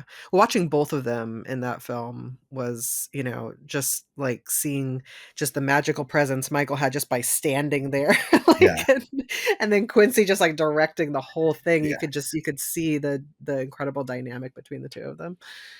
And to that point, I would like to say that part of that magic that they created are related to our next news item, that Michael Jackson has again topped, as in number one, Forbes list of highest paid deceased celebrities. And he has topped this list by a lot. He is on the Forbes list, he is at number one. He's at $600 million. Number two is Freddie Mercury at $250 million. And it goes down dramatically from there. Dr. Seuss is actually number three on the, on the list. And yeah, of course, part of that was very much the sale of his catalog to Sony Music. But even like, despite that, I mean, it's just incredible to see his earnings just go on in these huge ways, and it's just going to keep going on with everything that's been happening around Michael Jackson's artistry, the musical, everything else. I think it's just going to continue. There was a speech recently by a leading figure in the music industry. His name is evading me at this precise moment, but he was talking about how for most deceased artists, the catalog is actually not that valuable, and the money that comes in is from the IP.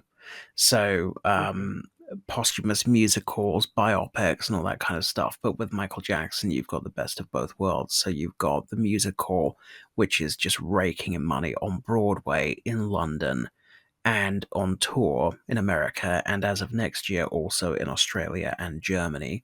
Then you've got the MJ1 show in Vegas, which is just raking in money constantly, and next year you're going to have the biopic.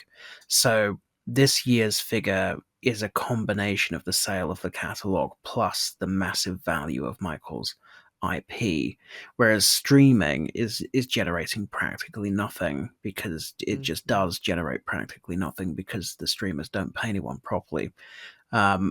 Next year is going to be really interesting to see what the biopic does, not only in its own right, but also what it does for the rest of Michael's earning potential. So you're going to be making money from that biopic, but are you also going to see a gigantic surge in ticket sales for all these shows?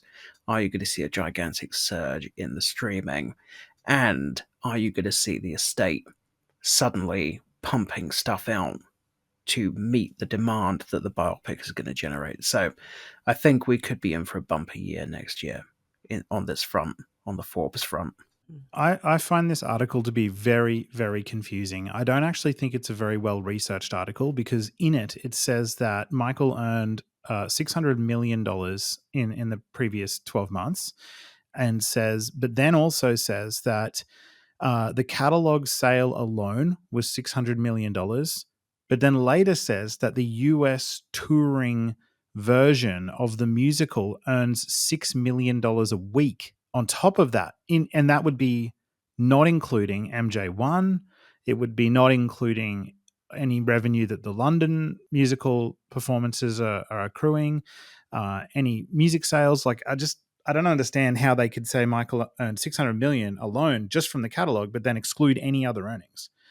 So I actually suspect that Michael generated a lot more than $600 million in the last 12 months, if this article is anything to go by. I guess maybe they only have access to that. Maybe they don't have access to how much other revenue was brought in by the estate, but I suspect it's much more than $600 million. Yeah, I think that's a very good point, Jamon. The numbers are not adding up. They're not. They're really not. Yeah. $6 million a week just from ticket sales in the US from the musical. That's incredible. And this is one of those things where, you know, we are very critical of the estate at the MJCast and lots of decisions they make, but they have created these evergreen opportunities of revenue with MJ1, with the musical, with the biopic coming. On this particular front, I think they are doing a good job. Like, I mean, of course, you know, us long-time fans would love things like remastered music videos and all of those kind of things and concert films, and hopefully one day they still come. But we can see from history with the posthumous albums and things like that, they don't tend to generate a lot of money. I think it is the case that when you slap a bunch of very old half-finished demos or remixes on an album, the history shows that doesn't bring in a lot of revenue. But things like the musical, it's just hopefully just going to keep going and going and going. Mm-hmm. On that front, we should mention the musical just for a moment, since we already talked about Miles. Just want to talk briefly about the fact that it is coming to Australia, which we mentioned earlier, and that Roman Banks will be taking over the lead role. And you guys, Jamon and Carter, you're going to see it, right? Mm-hmm. Yes. Yeah, that's the plan. Got to get our heads together, Jamon, and actually pick a date. Yeah, we should do that. I definitely. I'm not super wedded to going to a opening night or anything like that. I don't think we can even do that at this point. But yeah, certainly just coming down to see it with you on some random day. I'd love to do that. Yeah, 100%. I mean, I know some of my colleagues at work have got tickets already, and a lot of people have messaged me saying that they're going as well. Obviously, some fans in the Australian community are wanting to make their way to Sydney and go and have a watch as well. So, yeah, I'm sure that we'll arrange something, and perhaps we can get Q and a couple of others involved as well. Yeah. Can I just ask how long is it there for? Is it staying in one theatre for like a residency, or is it touring? It's staying in the Sydney Lyric Theatre, which is in the Star City Casino sort of complex. And it's also where they had Thriller Live when it was over here probably 9 or 10 years ago. So, yeah, it's staying there. It starts in February, I believe. And as things stand, it's only going till April. So it's not here for long.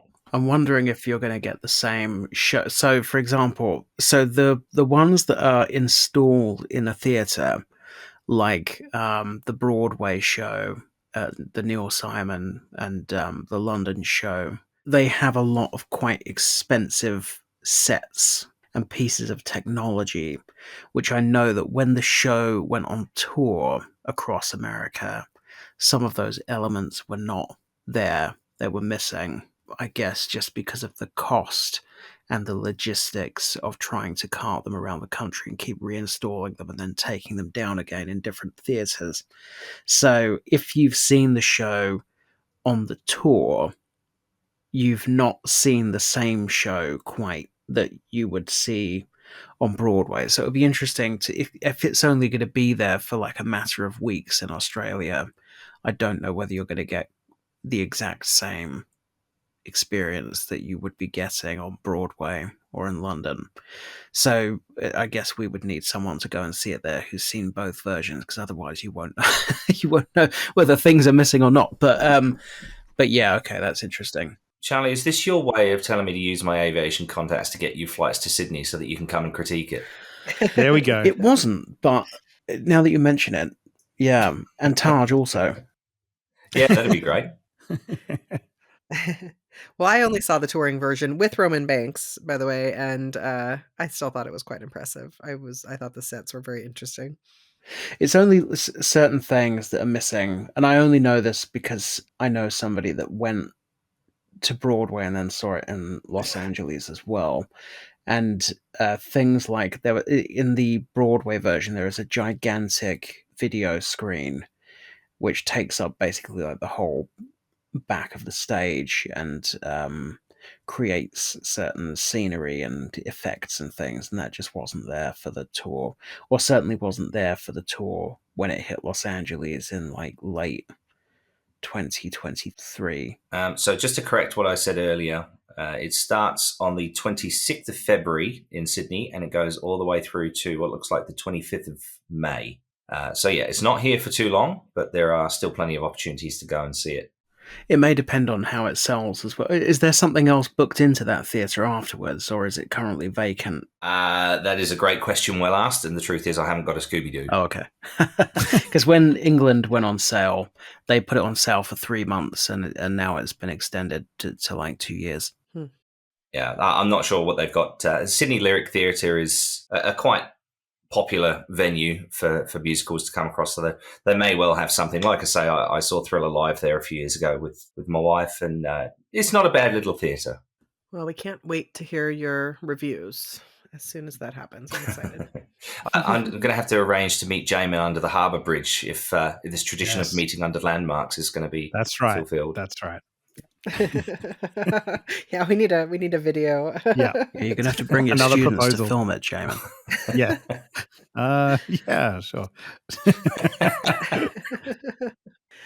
Well, moving right along, we have a bit of a throwback, a documentary that is now on Netflix that we wanted to be sure to mention, especially if you love the J5. There's some great footage of them performing. This is a documentary called Save the Children, and it's a film that chronicles basically the concerts, the performers that appeared during Jesse Jackson's Operation Push exposition, which was a 5-day convention held in Chicago in 1972. And I've gotten to watch most of it. I want to really sit down and watch the whole thing again because it's really quite interesting. I didn't know much about this exposition before this, and it was a 5-day event to really celebrate and uplift and inspire Black communities and businesses, and brought in a literal who's who of every iconic Black leader in the political world, the religious world, the cultural and arts world. And Jesse Jackson gave this, really incredible speech, and there are gospel singers, and it also had this whole concert element, and just everyone you can imagine performed. So if you enjoy this just as an incredible concert of like the icons of this era of music, it's really fun. But there's a great segment too, specifically of the Jackson 5 performing. Taj, your dad looks so cool in this video, and they've got their kind of flower child outfits on, and it's restored, and it's a beautiful thing to watch. But it's a great documentary as a actual like learning about the history of this moment too. So I don't know if you guys have been able to see it yet. The J5 bit itself is just a 5-minute segment, but it's certainly worth tuning in if you have not seen it. Did any of you guys get to watch it yet? I think you've only seen the Jackson 5 section so far, right? I have to see it, unfortunately, guys. Yeah, I've not seen it.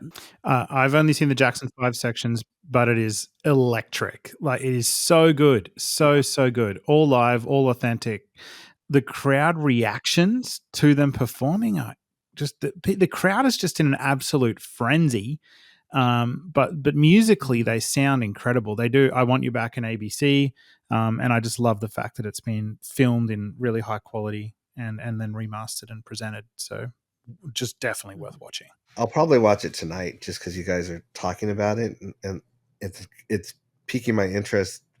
I saw the trailer or whatever when it came out, and then I totally forgot about it. And I feel like, first of all, I'm a sucker for anything J5 performance live.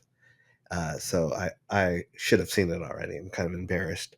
But it also brought me to something my dad had said, which was very kind of amazing back then, was there is just him, Jermaine, a keyboardist, and Johnny on drums, basically holding down that music and making it sound so fulfilling and full.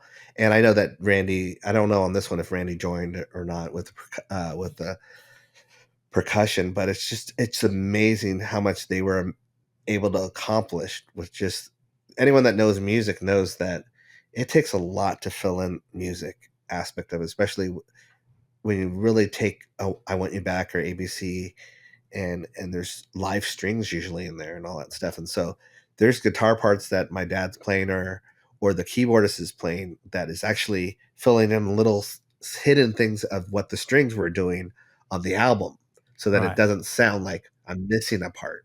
So it's just amazing how they were able. I think I've said amazing too many times, but it just that I'm always in awe, and I have to step back and say that's my family. That's because for me, I'm such a fan of them, and then to be in this family and know that I'm related to them is like, it's like winning the lottery. So I just, I'm excited to see. I'm excited for my kids to see them perform. So yeah, that should be. It's going to be a nice treat for us. Yeah, just watching the energy they could create in a much simpler form on not a fancy stage, it's really incredible. So definitely do put it on the big screen and show your kids. They will love it. Definitely. They'll probably Yeah. keep making me watch it though. That's I gotta make sure. Well, it's a short segment, so you can just like rewind and watch the 5 minutes over and over. It's like it's their iconic medley they do. It's okay. great. So yeah, that should be really cool.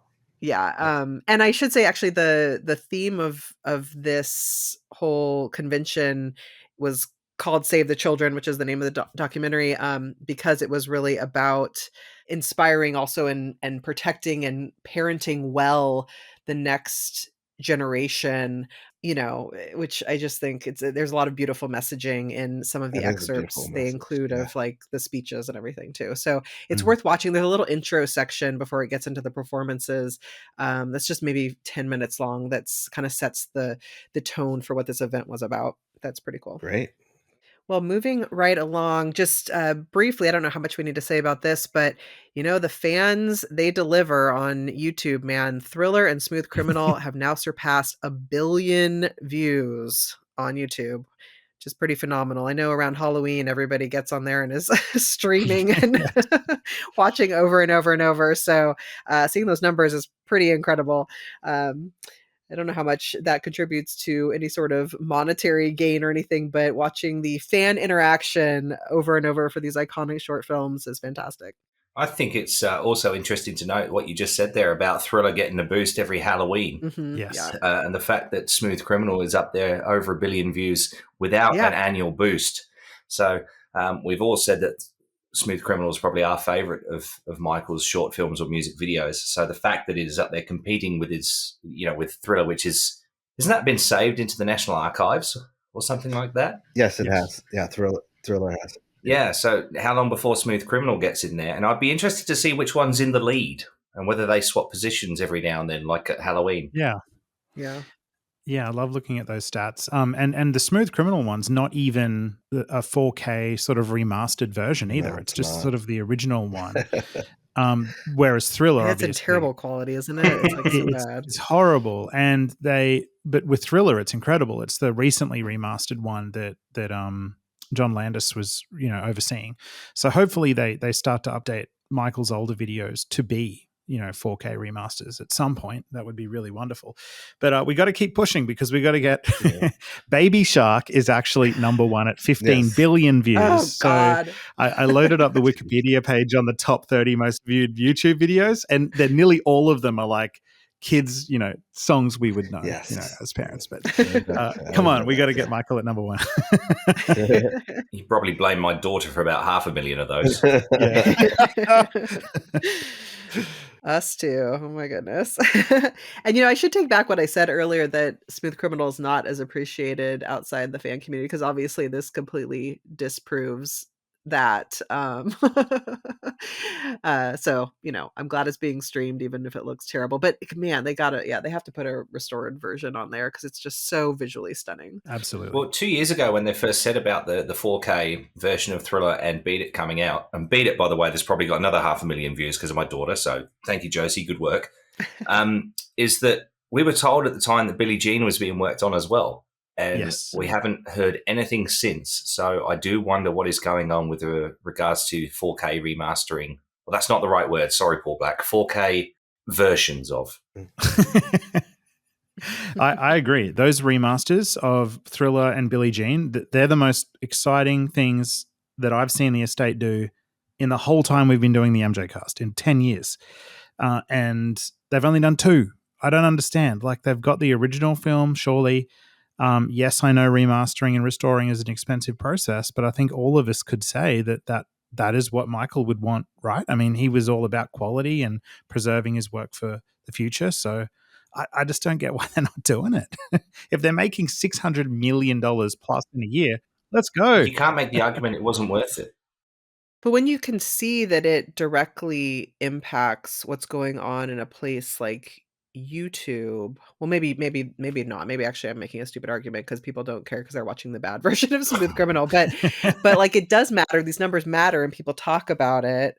And YouTube is going to carry on. So it's not something you're doing to make the 50 plus year old fans happy, right? It's something that for the next generation. So why not? It seems worth investing the money and time to get those better versions on YouTube. Well, I love that you've just said that, Elise, because that's exactly what I was about to say. And that the whole point of them doing these 4K versions was to inspire the next generation of Michael Jackson fans.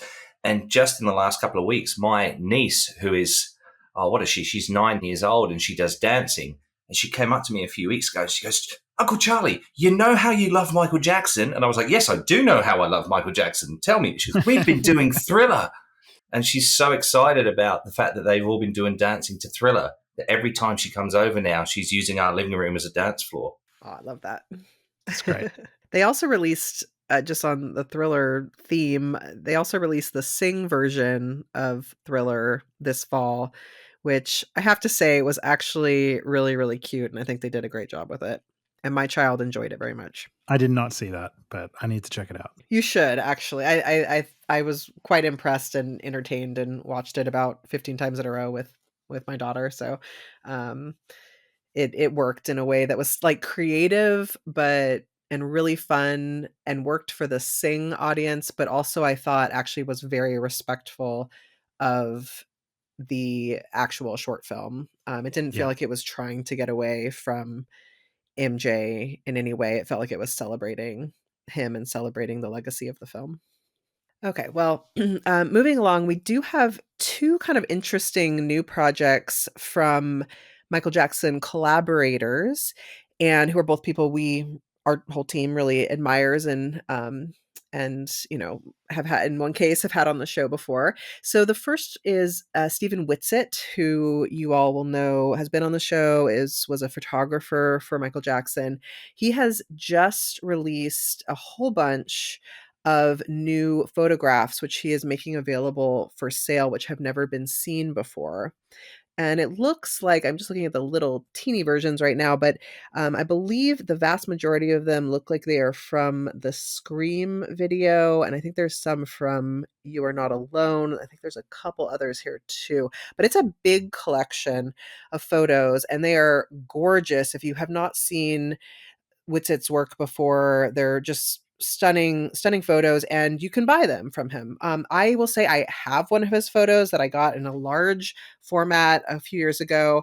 It is of Janet and Michael on the Scream set. I got it super, super nicely, like archivally framed. It's above my bed. Makes my husband really happy to have a big Michael Jackson photo above my bed, but I just absolutely love it.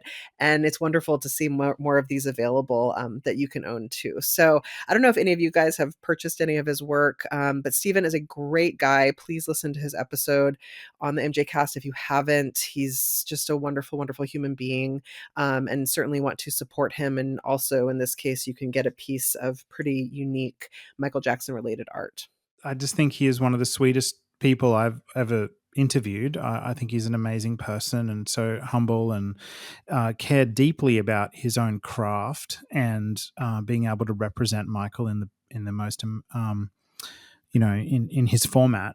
And I just wish him the best. I think these are great, great photos. I would love to purchase one day myself. There's a particular one I saw when I was looking through the thumbnails as well. It's the one where Michael's kind of do you know the sort of dance routine he does in Scream, where he does the sideways moonwalk and he's got the row of black guitars behind him? There's like a still shot from that moment, and I would love to own that at some point in the future.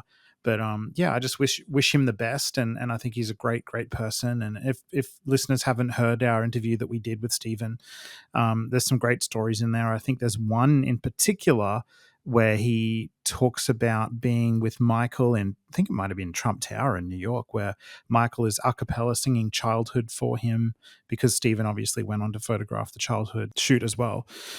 Some great stories in there, but yeah, I just wish Stephen the best, and I hope he does really well with getting these new prints out there for people.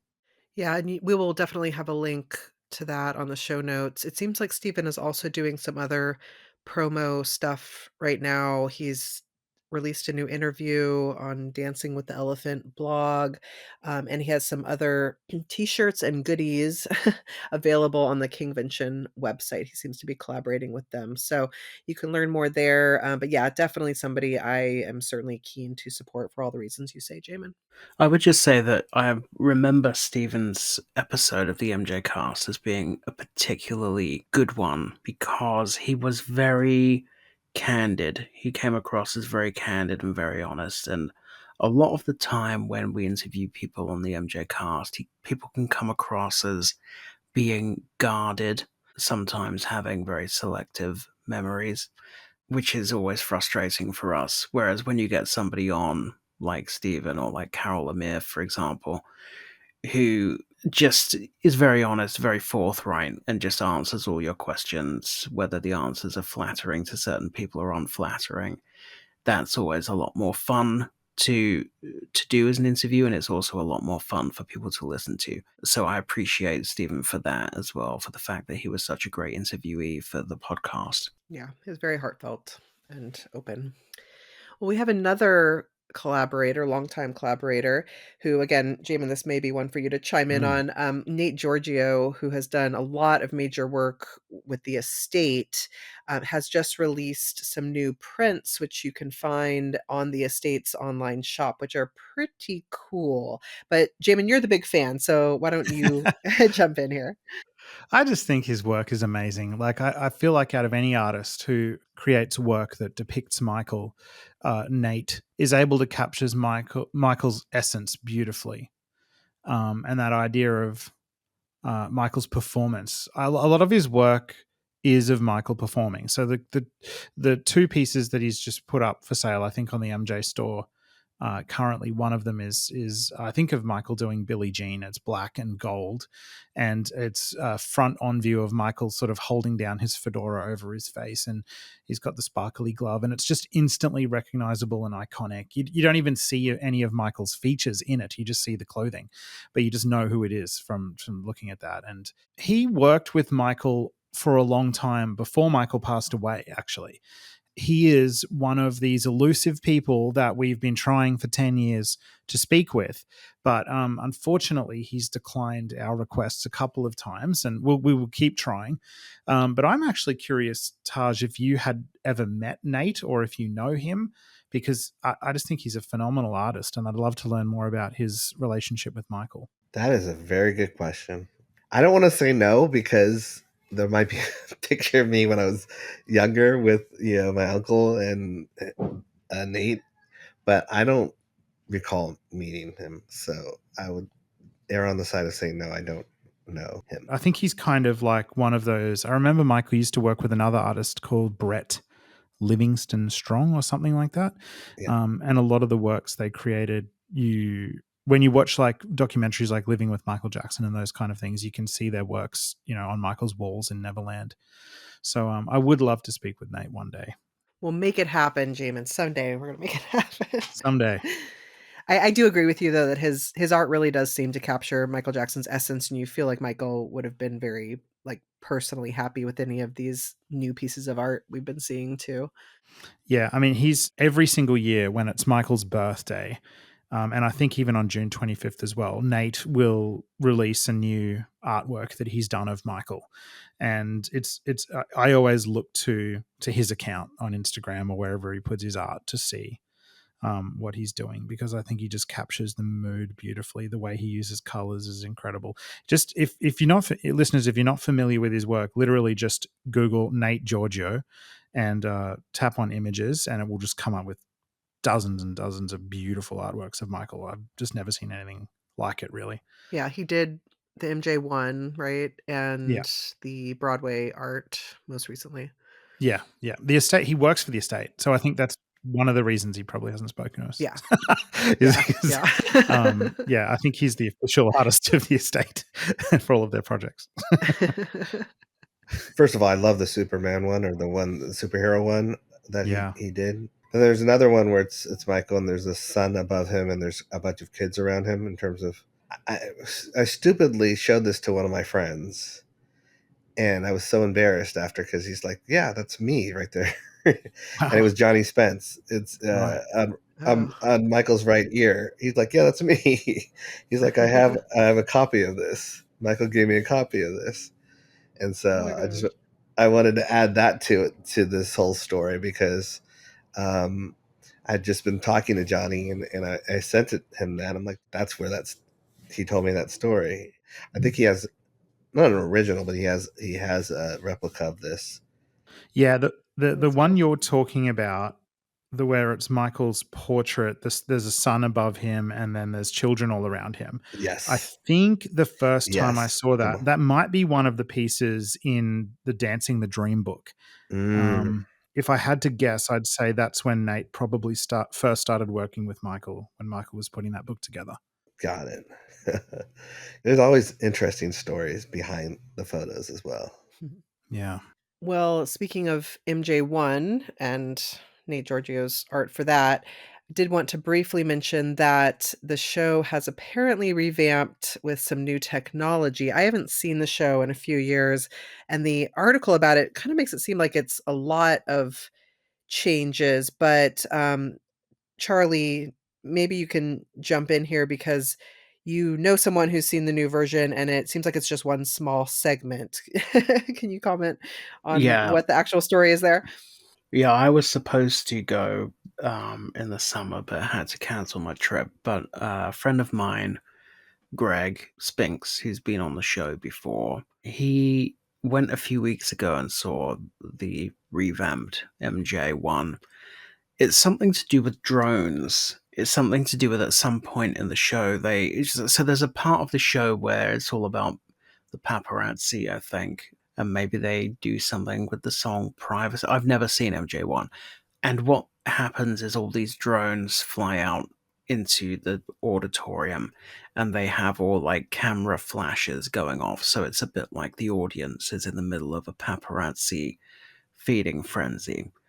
I mean, he said there was like one or two things that had slightly changed, but it's not like they've changed the set list or any of the routines or any major changes. It's just little sort of accoutrements really that have been introduced. I mean, if you've seen it before, it doesn't sound like you need to run to see it again, although the estate will probably be upset if they hear us saying that.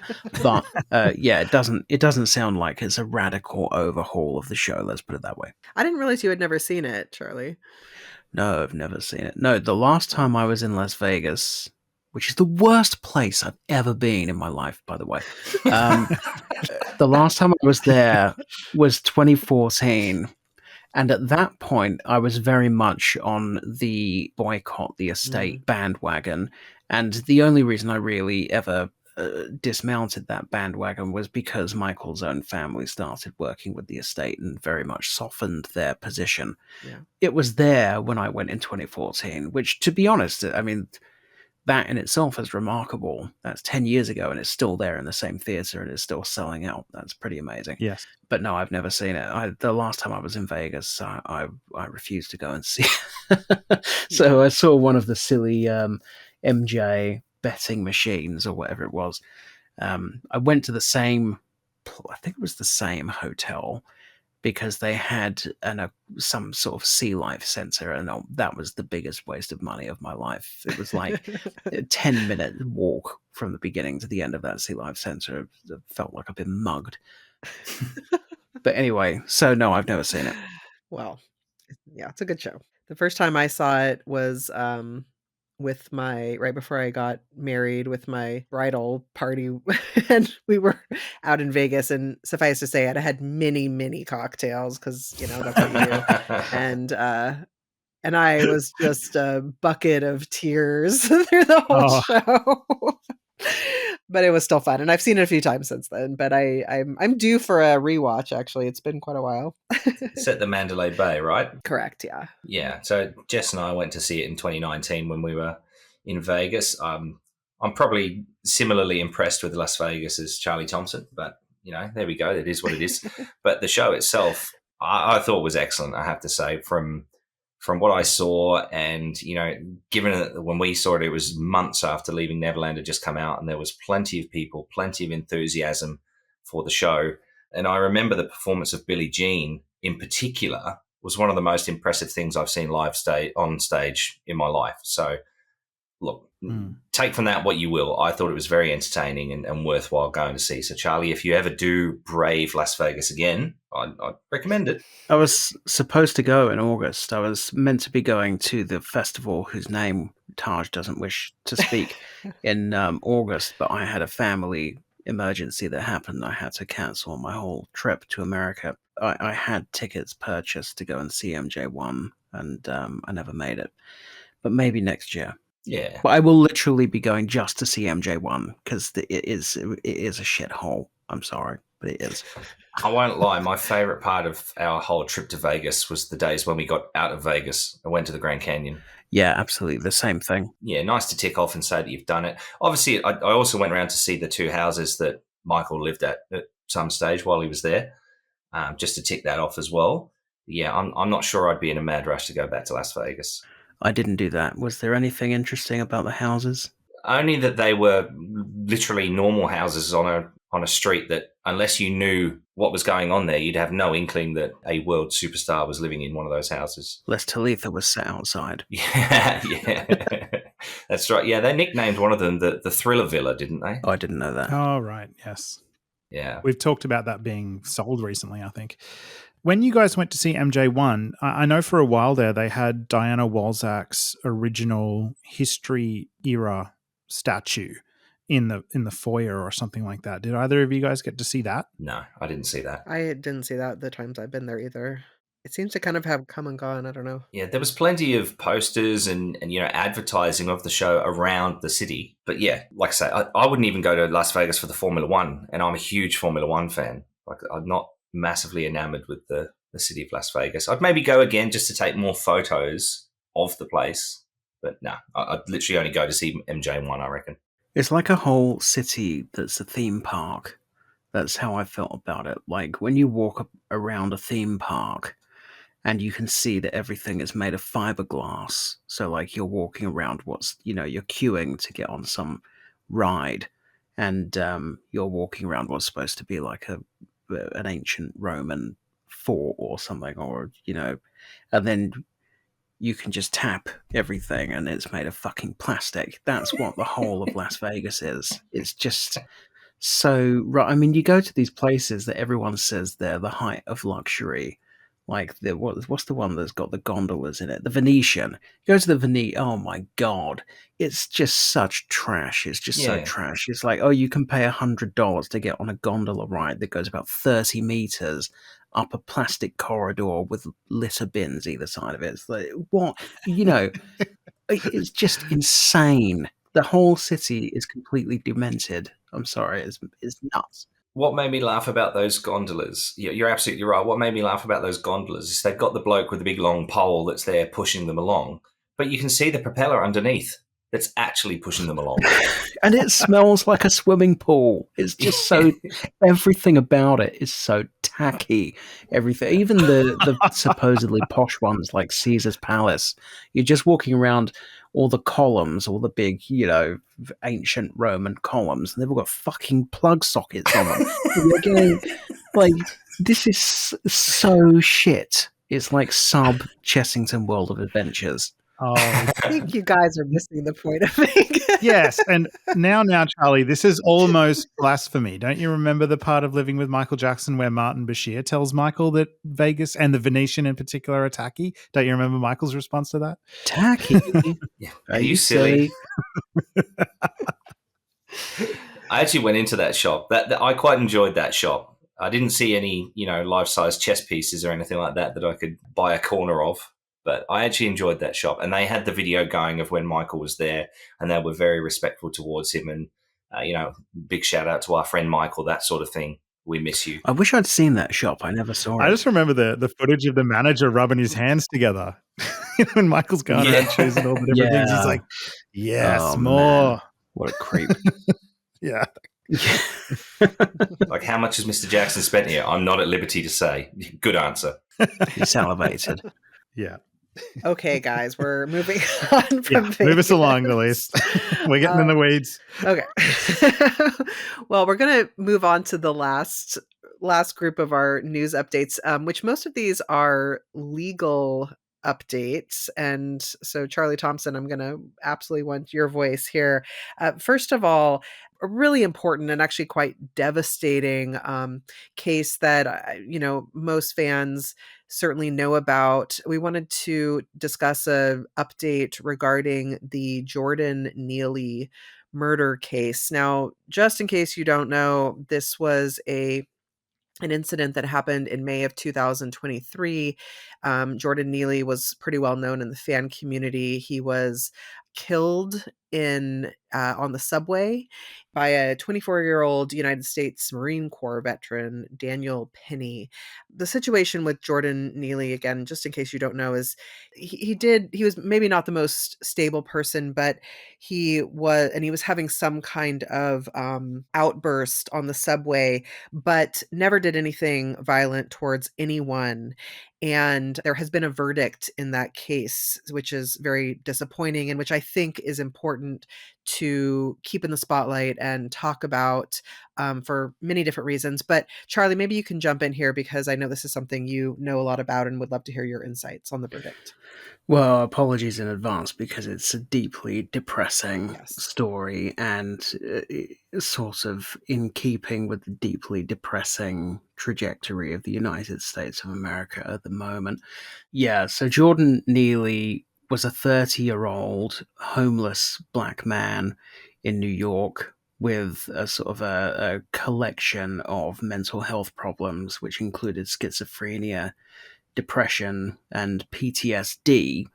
And according to his family, his mental health problems began when he was 14 years old, which was when his mother's boyfriend strangled her to death and stuffed her body into a suitcase. So you can imagine why somebody would be mentally disturbed after living through that.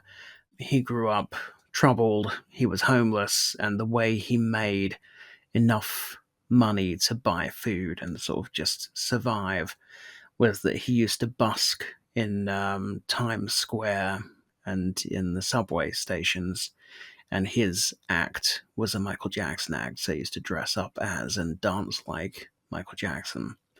He had been arrested quite a lot of times. I've read in some media stories that it was over 40 times, mostly for sort of petty trivial offenses like jumping over subway barriers, but he had a couple of more serious convictions for theft and for 3 assaults on women, which all happened, I think, between about 2019 and 2022.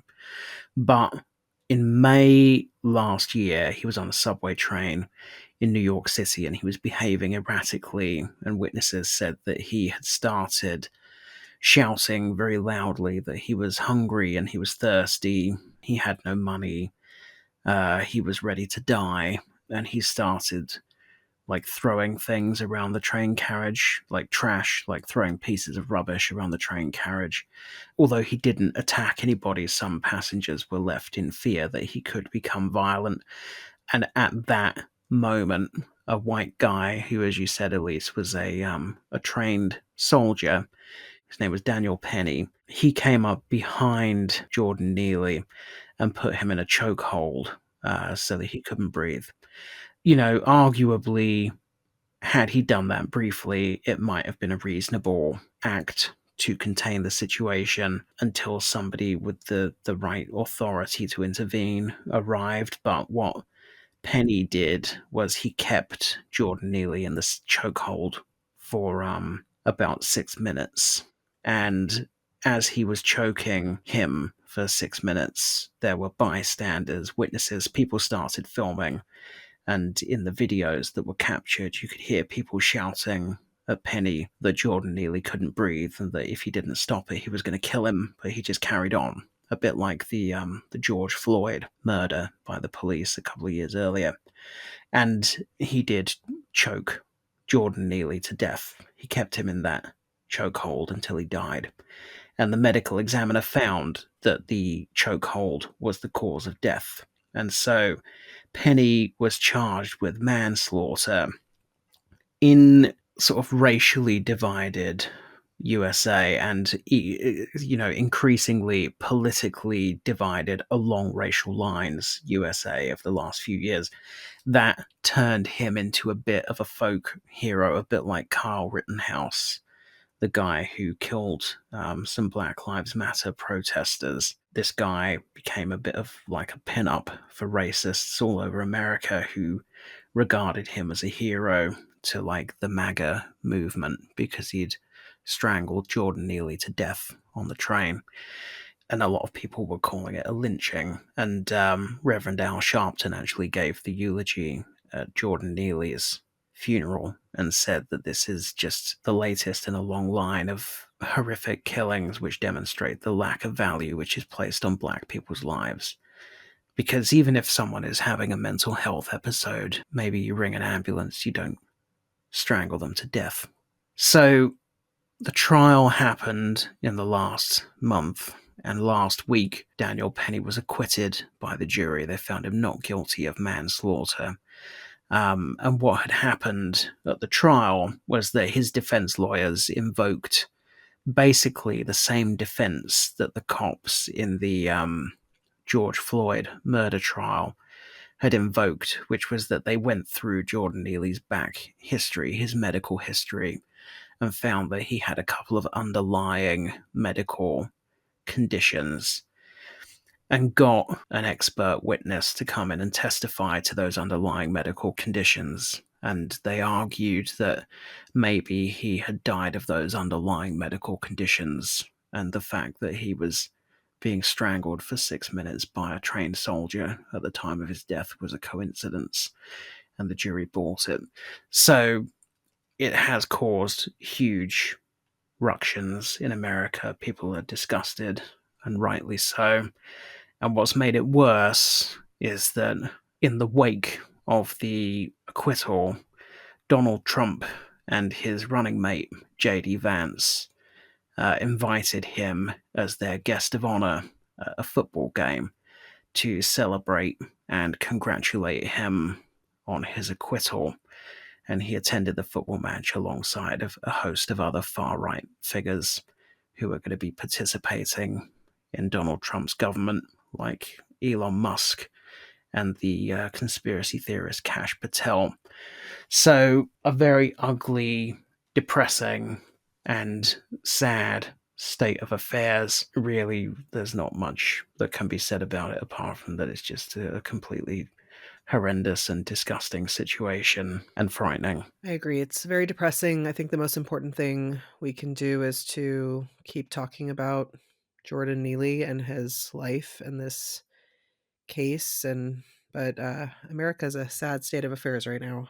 We keep getting worse. And what can I say about that? I don't know.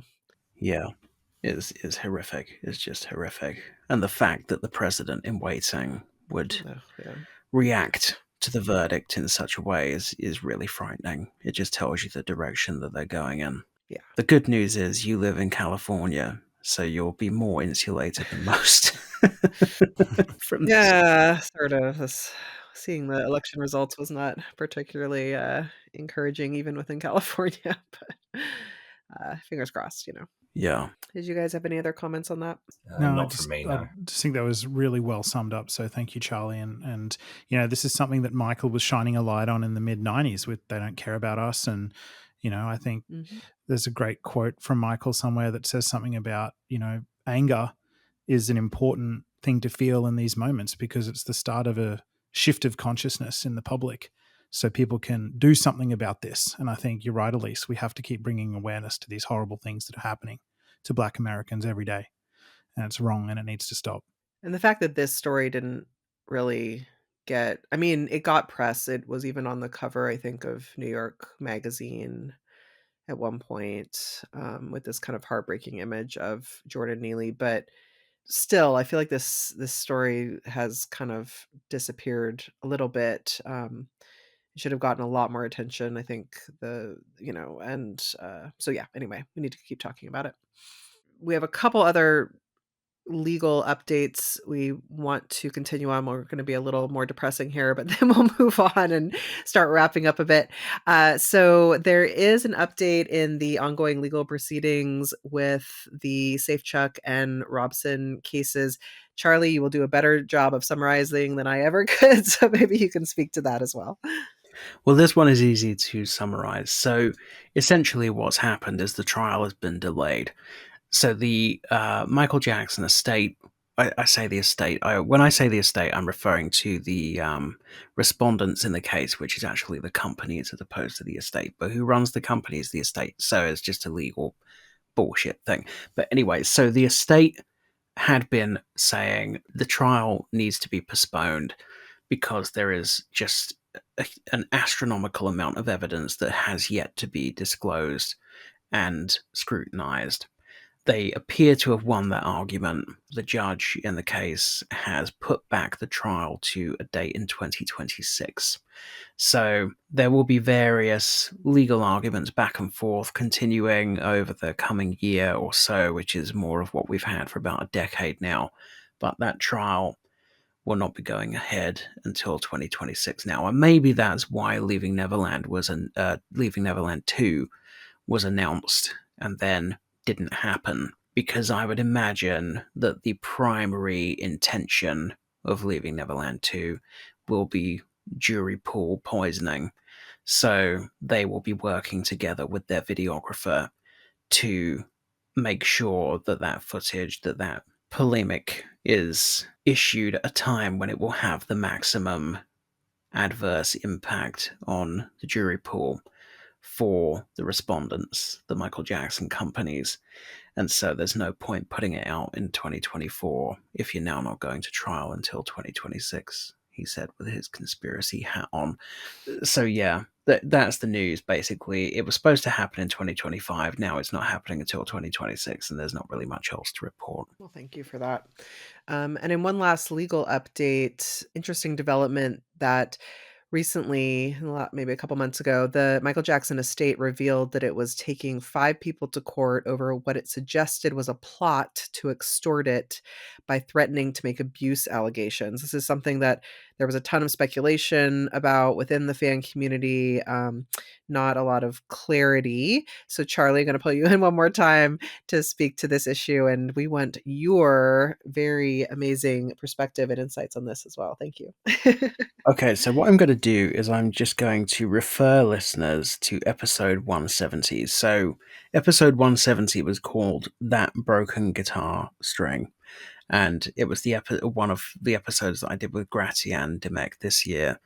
It was our emergency news episode because a news episode had been recorded, which was episode 169, and then literally within days of that news episode being recorded, there was just a ridiculous sort of pile up of massive developments in the Jackson world, which included Tito passing away and then the estate announcing this legal issue. And so I literally got on a train home from meeting Jamon in Paris, and like the next day recorded this emergency news episode with Gratian. So I went into quite a lot of detail in that episode 170.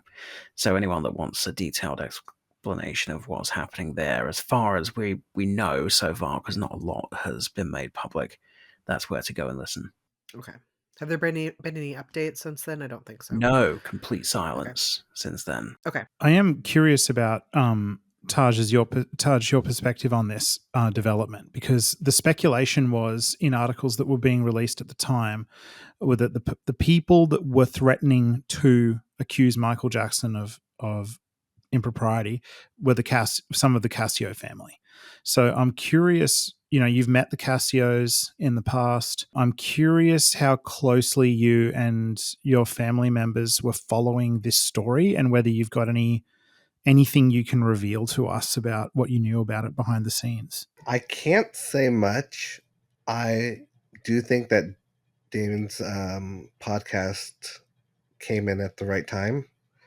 It was godsend in terms of the people behind the scenes that have affected my family at certain points. I just have to be very careful what I say, because I don't want to trigger anything that leads to something. But at the end of the day, you have to remember, my brothers and I, we've been in this fight when Terrell first heard fake songs and a cappella version of something that Teddy was working on.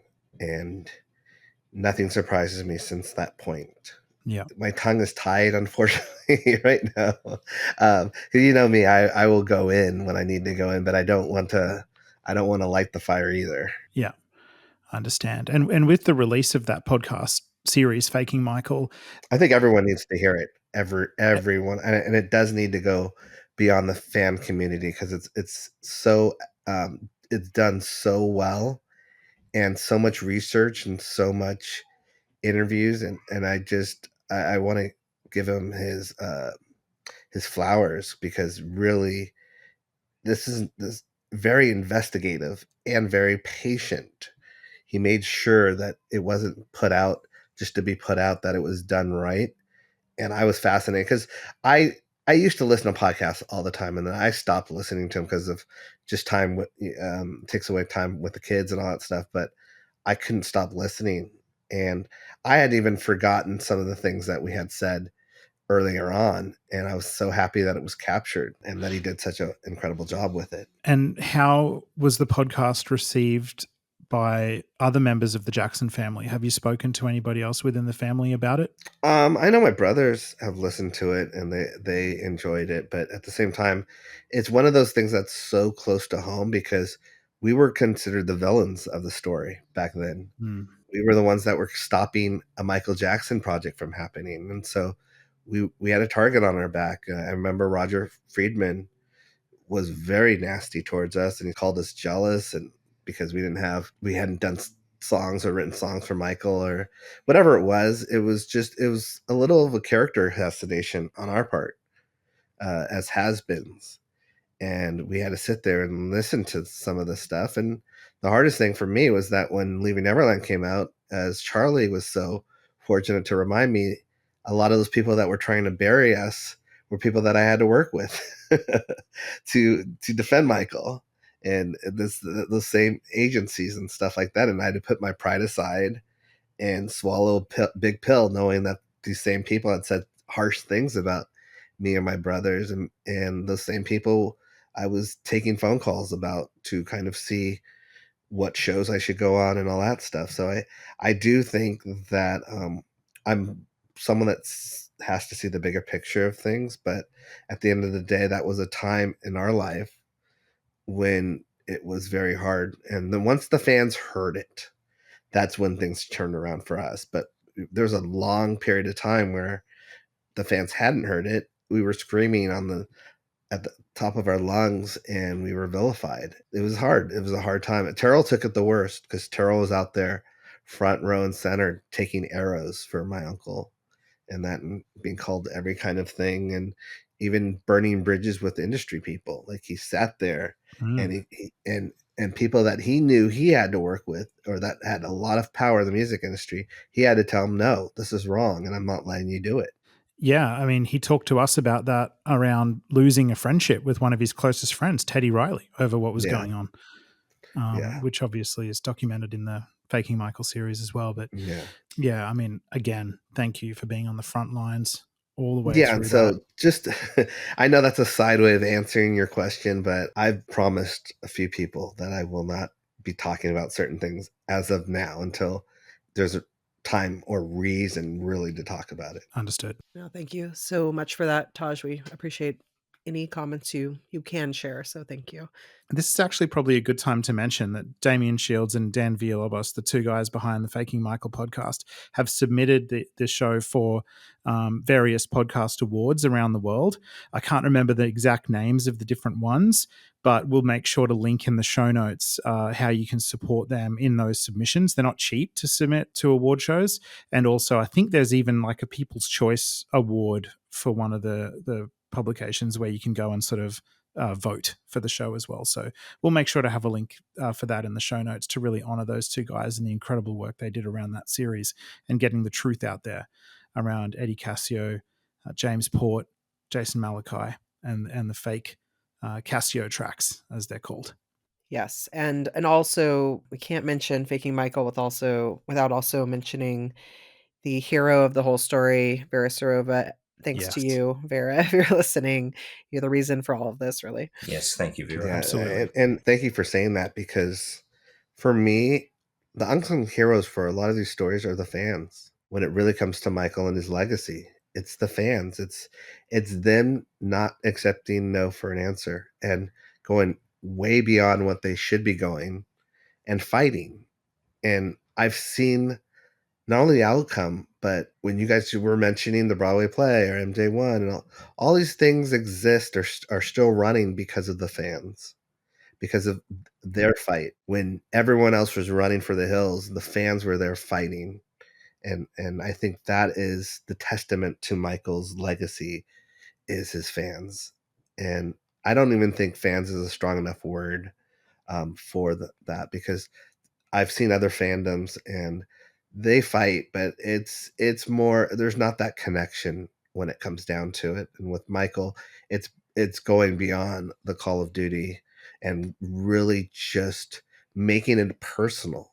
And we've seen it move mountains. And so you're right. For Vera, it's like she didn't accept no.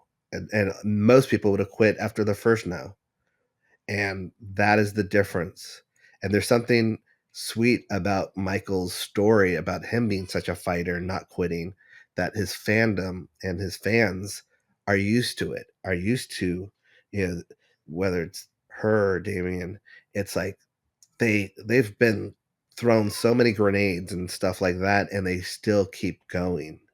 And I commend that. I personally think, and I don't know if you guys would agree with this or not, that when you talk about fans fighting for whatever they're supporting, sports fans are always fighting that their team is the best, or generally speaking, a lot of fans of music are fighting for their artist being the best. I find that what Michael Jackson fans tend to be fighting for is the truth, uncovering the truth, whether it's through allegations that are proven to be false or vocals that are proven to be fake.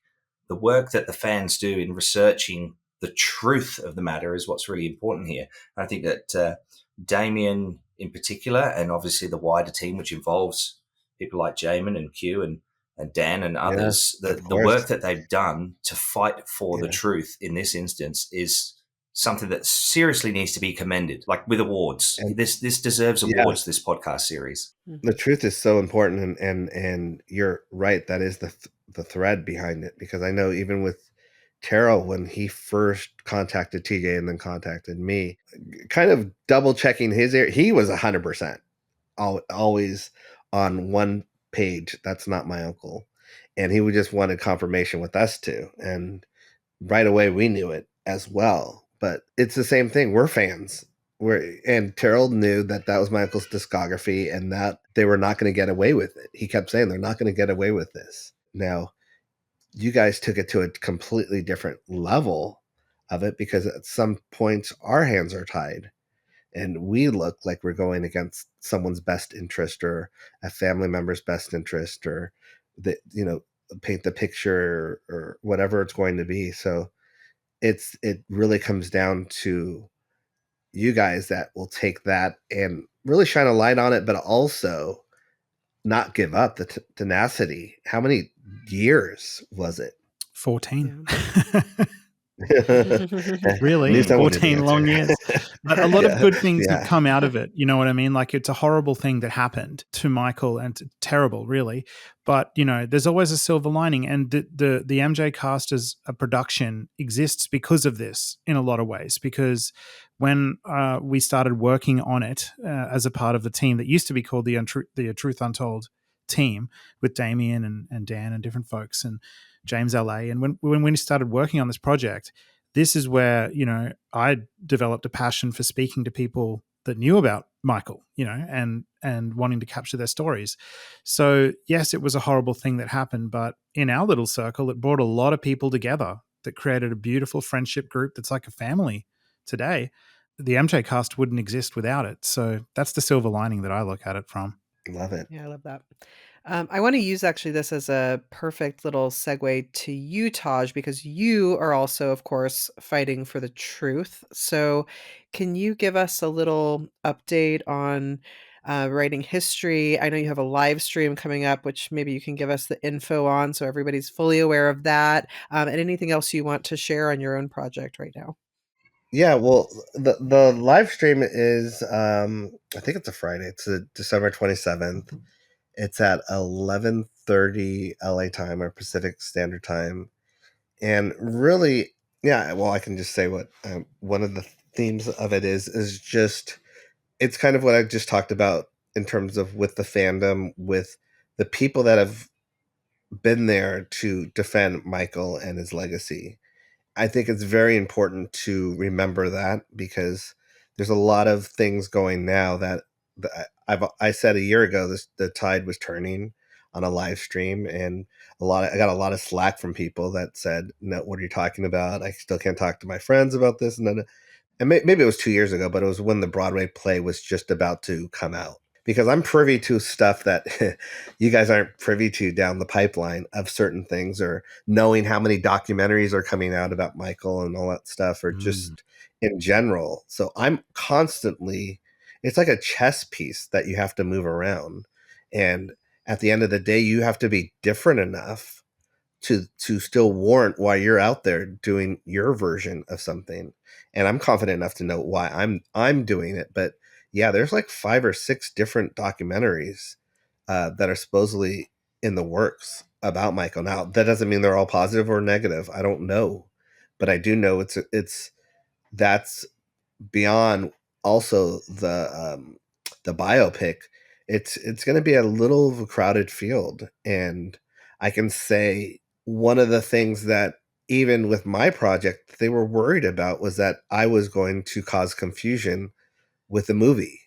That was one of their concerns, and I never thought, oh well, my project is completely different than a biopic, but they were generally concerned with that aspect of it. So one of the things that I conceded to, and this is the first time talking about it, is I conceded to go after them, which I never was my plan. As you guys know, we even did an episode with Clearing the Runway. Yeah.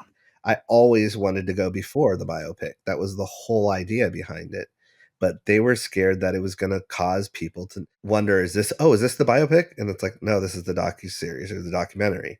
To their credit, I did read something about 2 weeks ago with someone talking exactly about that. You know, I'm confused. I thought this was the biopic.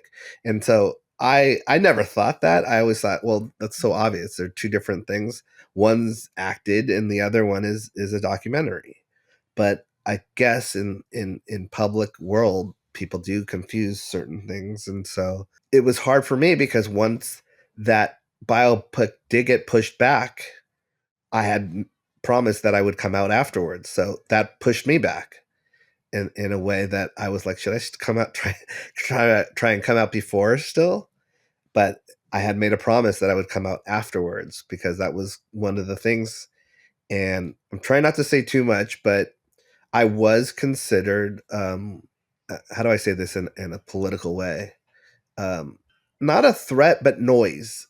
Like you have $100 million machine happening, and they're scared of any kind of noise that can interfere with their launching.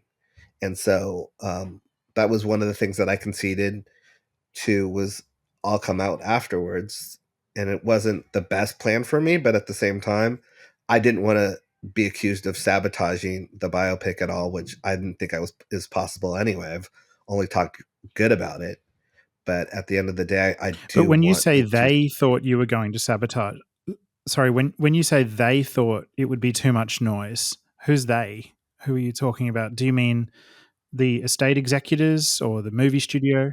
I mean, I would lean more towards the movie studio than the state executives. I don't want to say exactly the names, but it's not the estate. They've always been clear to me that I could do it anyway, but that they are not interfering with my project. They've always been clear on that aspect of it, and they've always honored that to a point. It's always been the other the movie side of it that has been kind of wishy-washy, where I don't know where I stand with, because they're looking at their project as the most important thing in the world, and they're used to buying out people, or they're used to getting their way with things. And one of the things for me in general is I'm looking out for my uncle. Whatever's best for him is best for me, and I'll fight for that.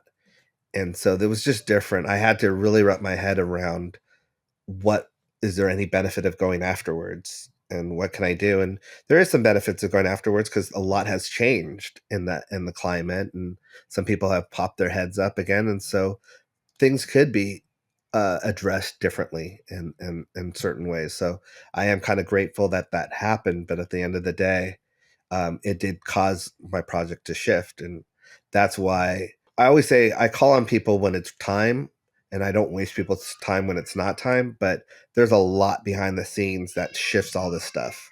Can I ask Taj, and sorry, accept my apologies if this is a bit too forward, but can I just ask, is there anything that's stopping you interviewing people or recording bits that you need for your documentary, even though you're pushing back the release of it? Is there anything that's particularly stopping you from sort of recording with certain people in the meantime? Exclusivity, because one of the things is that I pride myself on who I'm recording. I got a lot of backlash when I announced Brett Barnes from a lot of people that should have been happy about it, and they weren't happy about it. And it really, instead of inspiring me to be more forthcoming with who else, because I have another person that is also very important, monumental, and I didn't release that because I already got slack for the Brett Barnes scenario. And the Brett Barnes scenario, for me, it was an obvious thing, because me and Brett have been close since the trial. And we have this, it's amazing. We have very much similar personalities, and we get along so well. And he's just an amazing person, and his family is an amazing family. And it would be a travesty not to capture Brett Barnes and his family. I totally agree. Yeah. And so, because if you want to know what attracted Michael to this family, to the magic of it, you can see it when it's captured, and they're just a lovely family.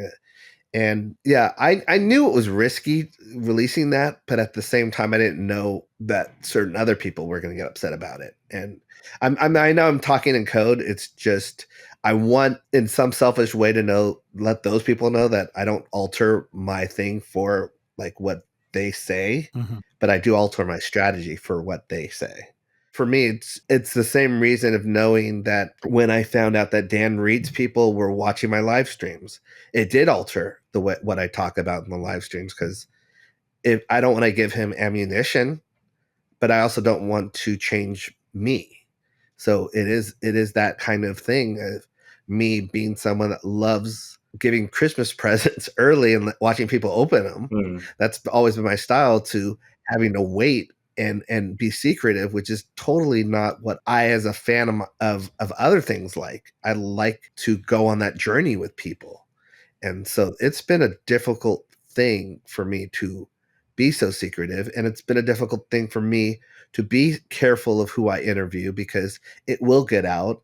And I don't want those to get out to the point where then someone scares them away from actually participating, which is what happened with Marco's project. Yeah. He had an amazing project, and then by the time it came out, he had to take some people off of it because of And so I'm cautious of all that stuff, and it affects me, and I learn from it. As I said, I've always known that climate, because I've been part of it, of the industry, of the TV and streaming industry. Where my counterparts have been very lucky is that they were a little more naive in a good way of how hard certain things would be to sell. Yeah, look, personally, I was real glad to hear when you brought Brett Barnes on board. I thought that was great. And in terms of exclusivity, well, we already had the exclusive interview, I guess, with him here on the MJCast a couple of years ago, and it still remains one of my favorite episodes. It's an amazing episode, and it's so important because you guys do that work where there's interviews, and I'm not saying Brett's going to be gone, but there's interviews of people that are no longer here that are very important to be captured. And that's what led to my question about, can you record things now, knowing that you might have to delay the release? But from a personal point of view, I was glad to see that you had Brett on board. And I also understand that Cheryl and June are working with you as well. Yep. Yes. And so seeing that these names that are so linked with Michael Jackson innocent topics, and proving this man's innocence, I think was really important to get those people on board. So well done for that. I'm someone that really, it's about the team, and it's not that by adding someone else is not effective. It's actually just strengthening everything about it, because where they were effective with the Michael Innocence one was they were very good at reaching the layman person, the person that the next door person, and their language and conversational skills of that. I said dumbing down. I didn't mean dumbing down in terms of dumbing down America, but in terms of when I say dumbing down, I meant where it's easy for a fifth grader to understand in that aspect of it. It's not really dumbing down like I think people are dumb. It's just making it easy for them to digest. And then we have our strength in others that are so great narrative speakers, and that they're authoritative. And I think there's a balance of the two, because really with Michael Jackson, what's so unique is that he appeals to everyone. It's not like, oh, well, we're going to for this demographic, so we need this. It's like the demographic for Michael Jackson is everyone. And so it's a different playing field than anyone else. People go, oh, Elvis. Well, Elvis is probably closest to that, but he's not for everyone. It's like, that's the aspect of Michael Jackson, really. Young, old, male, female, whatever it is, it's full circle. Full circle, and it's generational. Yeah. So it's not even so. I'm looking at this as something that has to stand the test of time, that has to be just as entertaining 10 years from now as it is now. That's why I'm not trying to do anything trendy, quote unquote, or stereotypical, because if Michael tried to do something that was trendy back in the day, then it would have aged really badly. And he's someone that never had stuff that aged really badly, except for I was gonna say maybe the claymation and Moonwalker, but that's but that was trendy. Yeah, I love Ali that. may disagree with you about the Rodney Hey, Jones. look, my kids love that. Bashing Moonwalker. First of all, I love Moonwalker. I'm actually on your side with Moonwalker. Like it's a bunch of masterpieces in itself. But I had to realize when I showed my kids the claymation recently, I was like, oh yes. Well, you know what? You talk about not trying to be trendy or anything like that. If I see the word skibbity riz in this documentary, I'll go nuts. Yeah. All right. And so don't let that happen. I won't let it happen. Trust me. Yeah. For me in general, I've seen the product, and I'm not going to mention the name of what happened, but I've seen things done by corporate where it's like a Michael project and it's very corporately done, and it's released and forgotten within that same month aspect of it. And then I've seen things with heart, like the We Are the World one, where it really has a power to it, and it's like that was so well done, and it's like, down the road, you might want to watch it again. And I think that's the difference of something that's just done cookie cutter and one that's done with some heart and feeling, and there's appreciation to it. And there's generally a love about the project. And so that's kind of where I'm going in And yeah, I've been reneging on a lot of stuff because every time I do something or every time I say something, I hit a landmine, and it's not fair to me, but it's not fair to you guys and the people that have believed in it, because it's I almost used the word dangerous, and I didn't mean it like in that way. I meant it in it's the industry. I mean, things are coming out in the industry anyway, but it's not a nice world there in that industry, and a lot of people run a lot of different things, and that so finding your niche and finding where you fit in and where you don't need them, because that's the worst kind of thing that that Michael did, was that when Michael didn't need the music industry, that's when he became the most dangerous. And so I don't like relying on certain people and certain industries. So I'm making a project that doesn't rely on them. Yes, do I want it to get to the most people possible? Of course. But I have different avenues to get there. Well, Taj, we just continue to appreciate so much what you're doing and support you, and can't wait to hear more too on your live stream as well with Brandy and Big Al, and we're just really looking forward to that. Yeah, they're going to be there. Look, I hope people don't think it's going to be some big reveal thing. At the end of the day, for me, that is going to come soon enough to that when I probably drop the second name of who's going to be part of the project. But I want to have a good Christmas too, so I don't think I want to do that yet. Yeah. And I'm sorry to disappoint you, but it's not Jordy Chandler.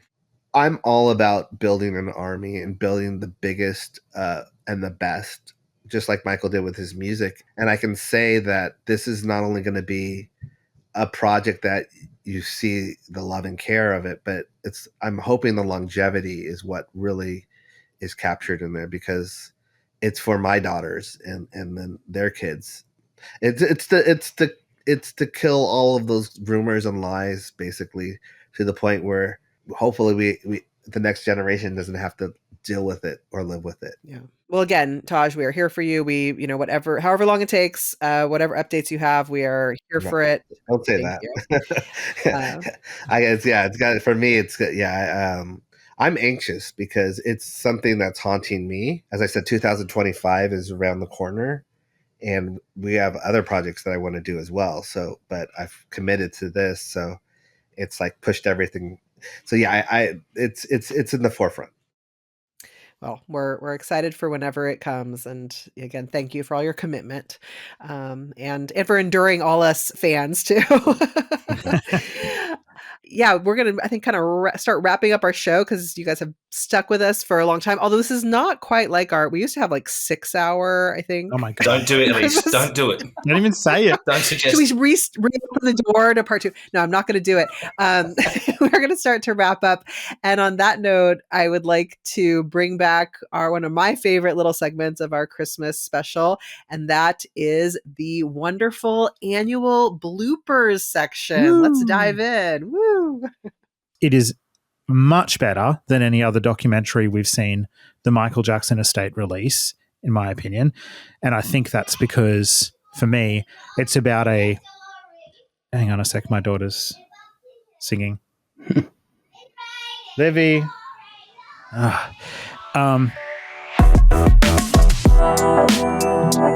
one of them is a conspiracy theorist. He believes that Michael has faked his own death and that he knows who Michael is, and that Michael is now making his living as a Michael Jackson impersonator called Pablo.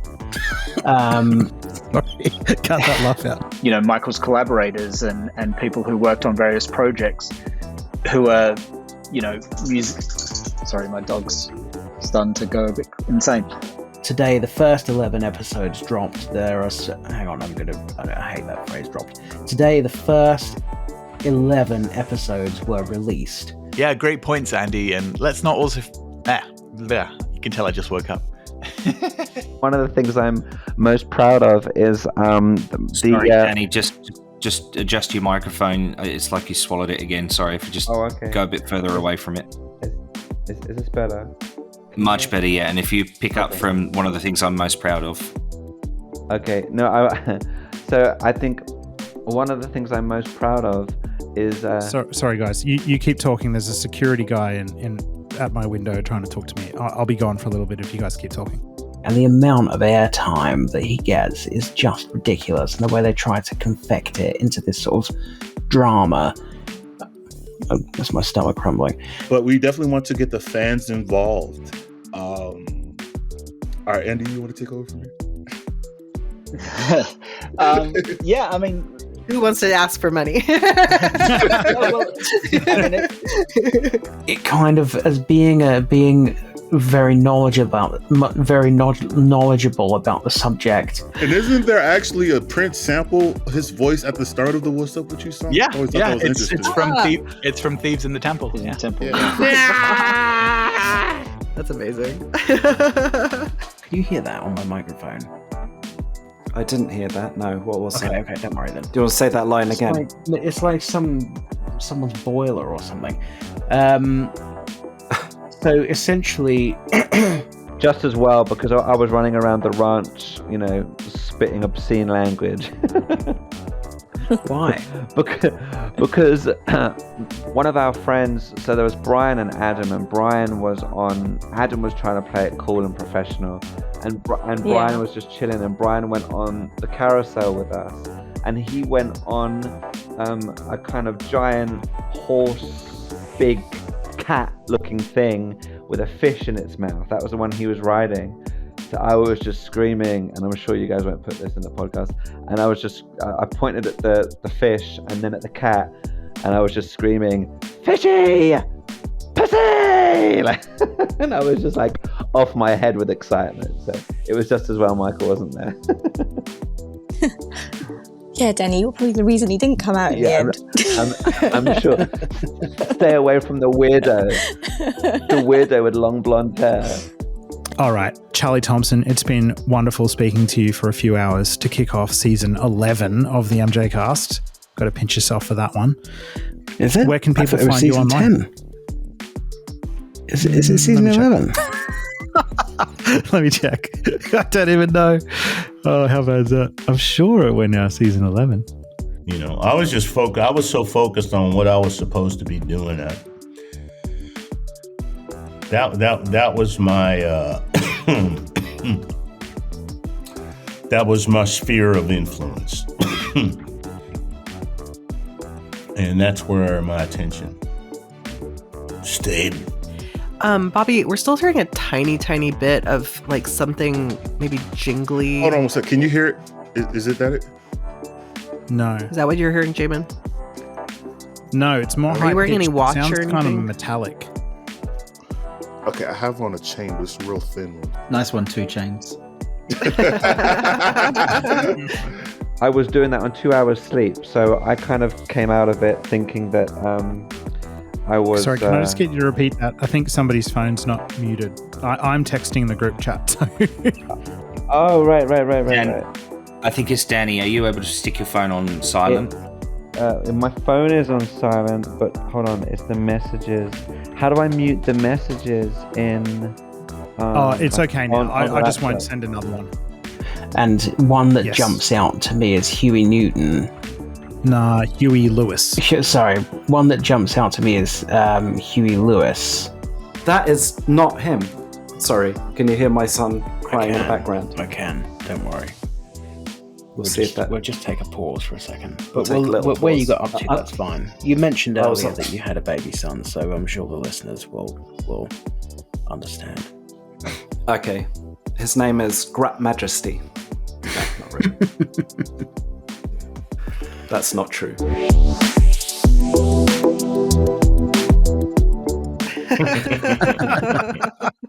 Oh, they were good. They are. I truly do love that little section. As silly as it is, it gives me great entertainment. So thank you, Jamon and Carter, for putting those together throughout the year. We always super appreciate it, reminding us how silly and embarrassing we can be. Let me take this opportunity as well. I've been relatively absent this season as well with the editing. So Jamon has taken on the bulk of the editing work. So I just want to say a massive thank you to Jamon for bailing me out when I've been too busy or too stupid to get things done in time. So thank you, Jamon. You are not stupid. You're a busy dad, and it's all good. It's all good. My pleasure. It's always a team effort every single year, right? We always have our personal things going on too. So I know we all put in what we can, but Jamin, you have done a lot this year, and thank you so much. Oh, thank you very much. Yeah. So yeah, just wanted to kind of quickly look back at 2024 episodes and also look out ahead a bit to 2025. I think 2024, our 10th season, was a great year. I know we did do a few fewer news and discussion regular episodes, so we'll plump that up in the next year. But we had some awesome interviews this year, which we just can't forget. We, of course, recently had Greg Wright. We had Daryl Finnessy. We had Mick Garris for Halloween, who's like this icon in film, and it was so great to get him. We had Jennifer Batten. Do you guys have any favorite moments or favorite episodes from this past season you'd like to mention? Yeah, I'd like to mention, I thought Paul's interview with Mick Garris was really brilliant. I was saying earlier about how I love it when we get a guest on who is really candid. We've had a few guests on this season who not really that candid. Suddenly don't remember anything when you ask them about certain topics, which is kind of annoying. But or ask us to remove bits later on. Yeah, get a bit aggressive and heavy-handed with us. Yeah, or record half an interview and then fuck off and never come back for the second half. But I also, so I love Mick Garris. I really liked Greg Wright. I've just listened to that yesterday.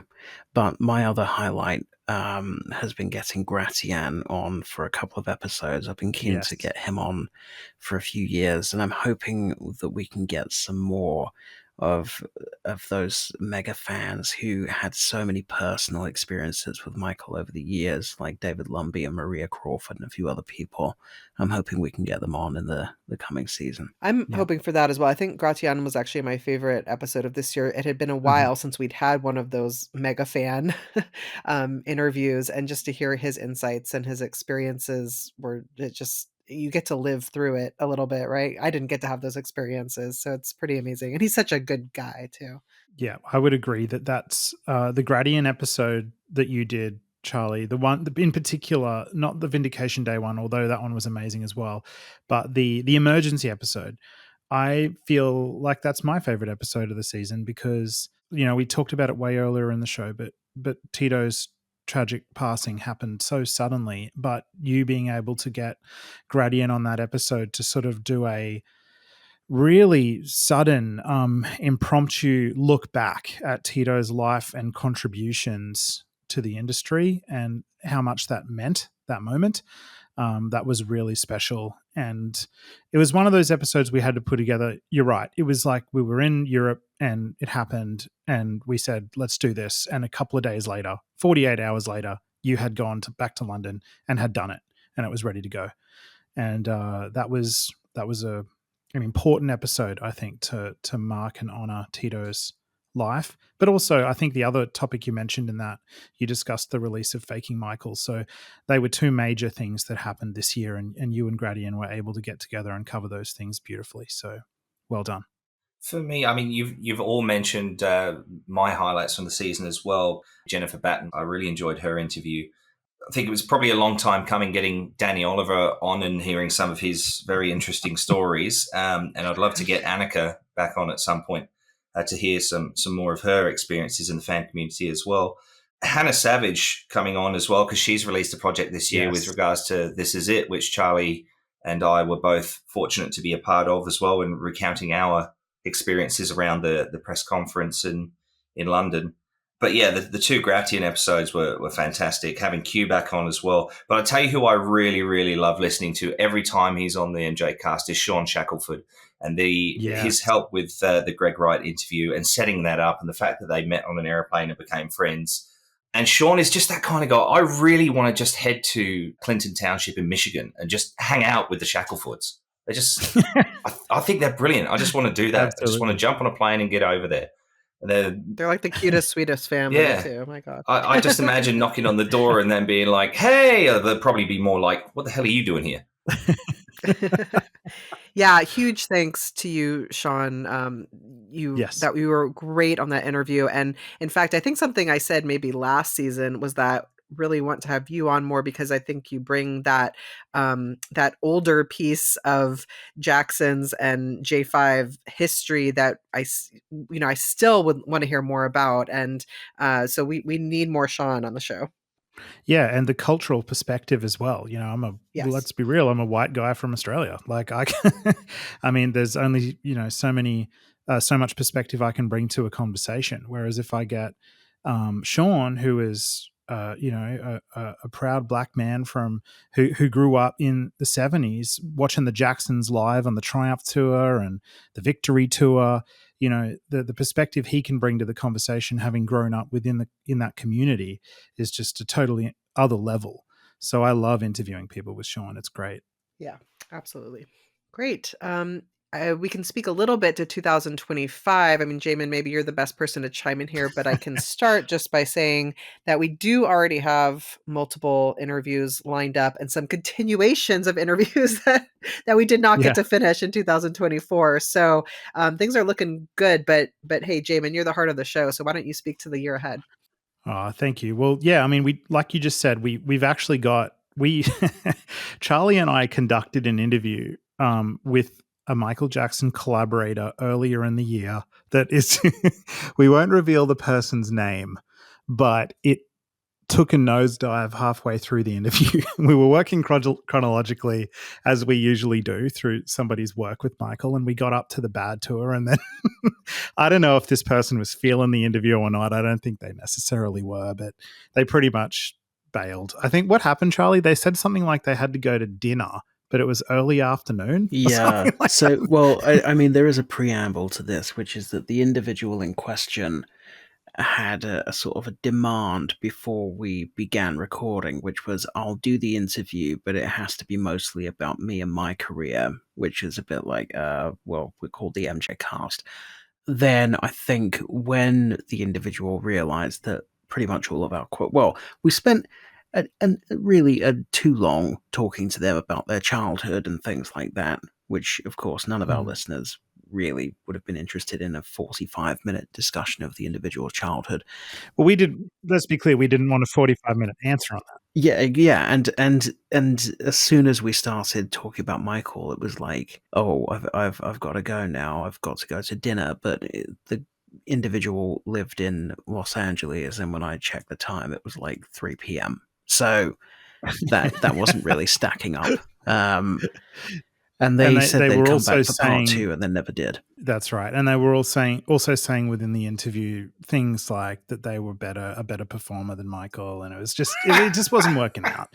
So we I know, right? Yeah. I forgot. There was a lot of that. Yeah, Michael, I the thing is, I was trained.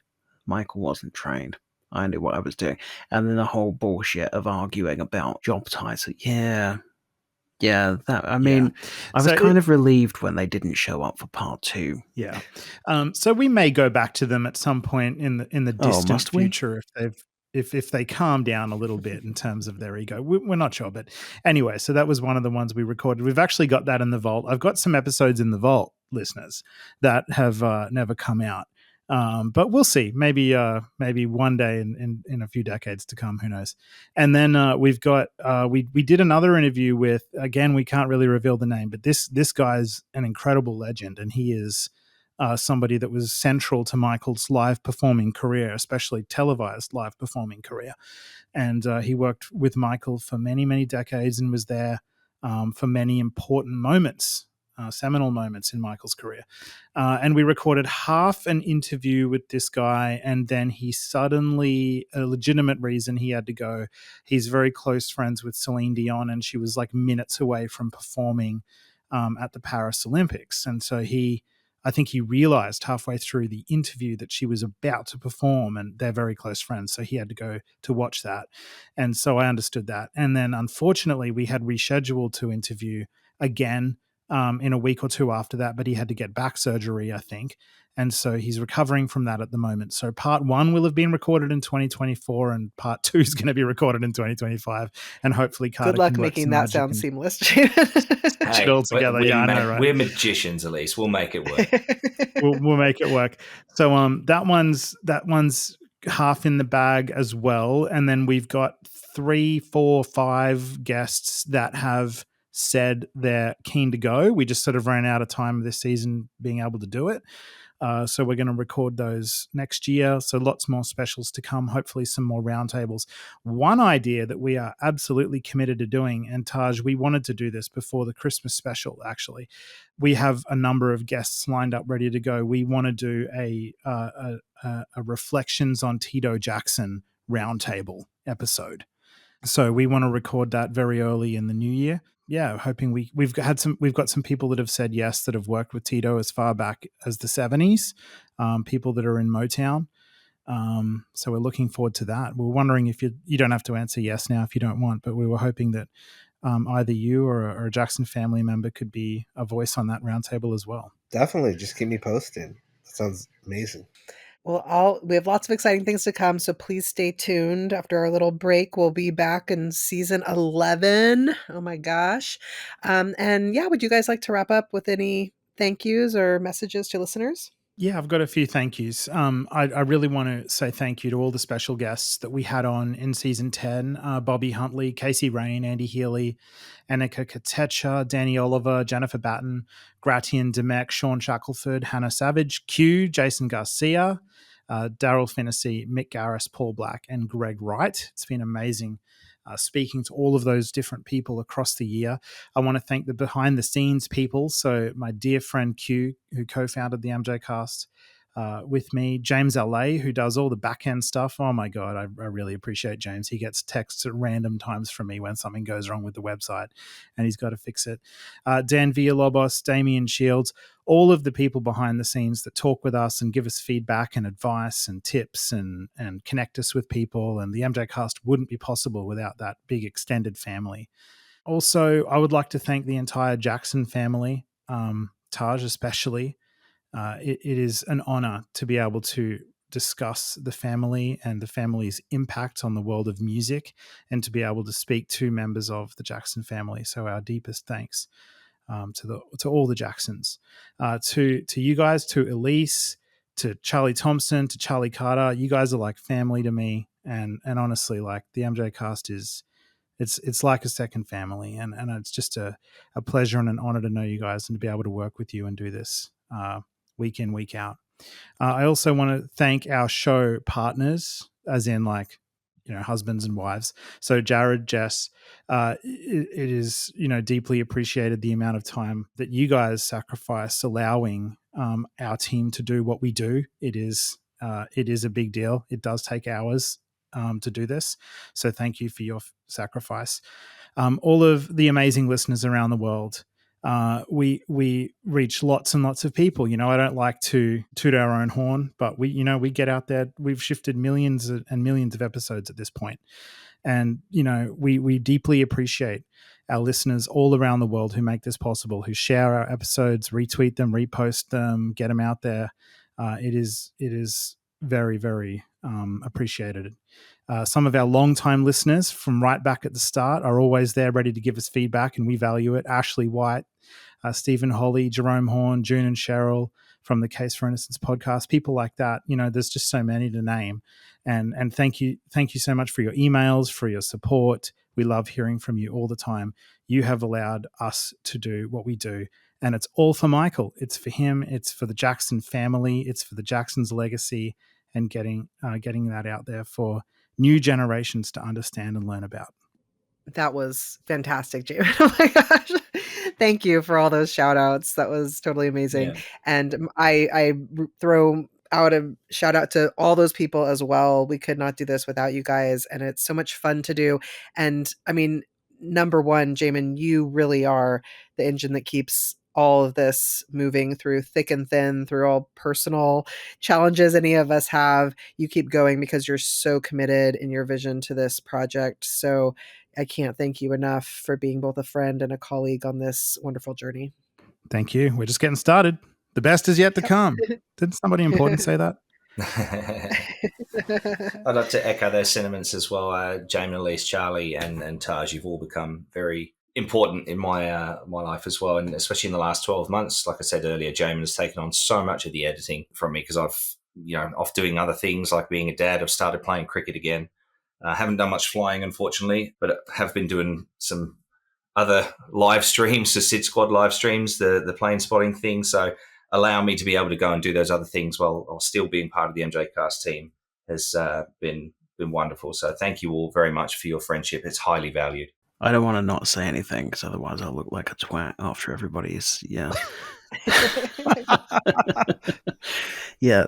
No, I would echo those sentiments because it's been a very difficult year for me personally with a big family crisis that happened, and everyone at the MJ cast has been extremely supportive.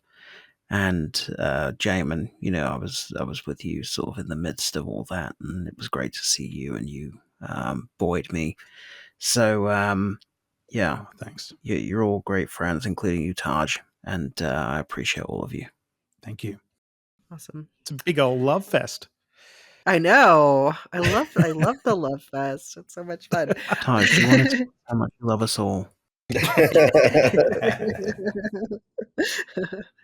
No, this was so much fun, and again, I'm just so happy to be recording with you guys again after not being on much this year, and can't wait to do more next year, and as soon as I get out of my newborn days. But thank you guys, thank you to the listeners for tuning in episode after episode, and for all your support and your messages and your sweet emails, and just everything you guys do helps make this possible.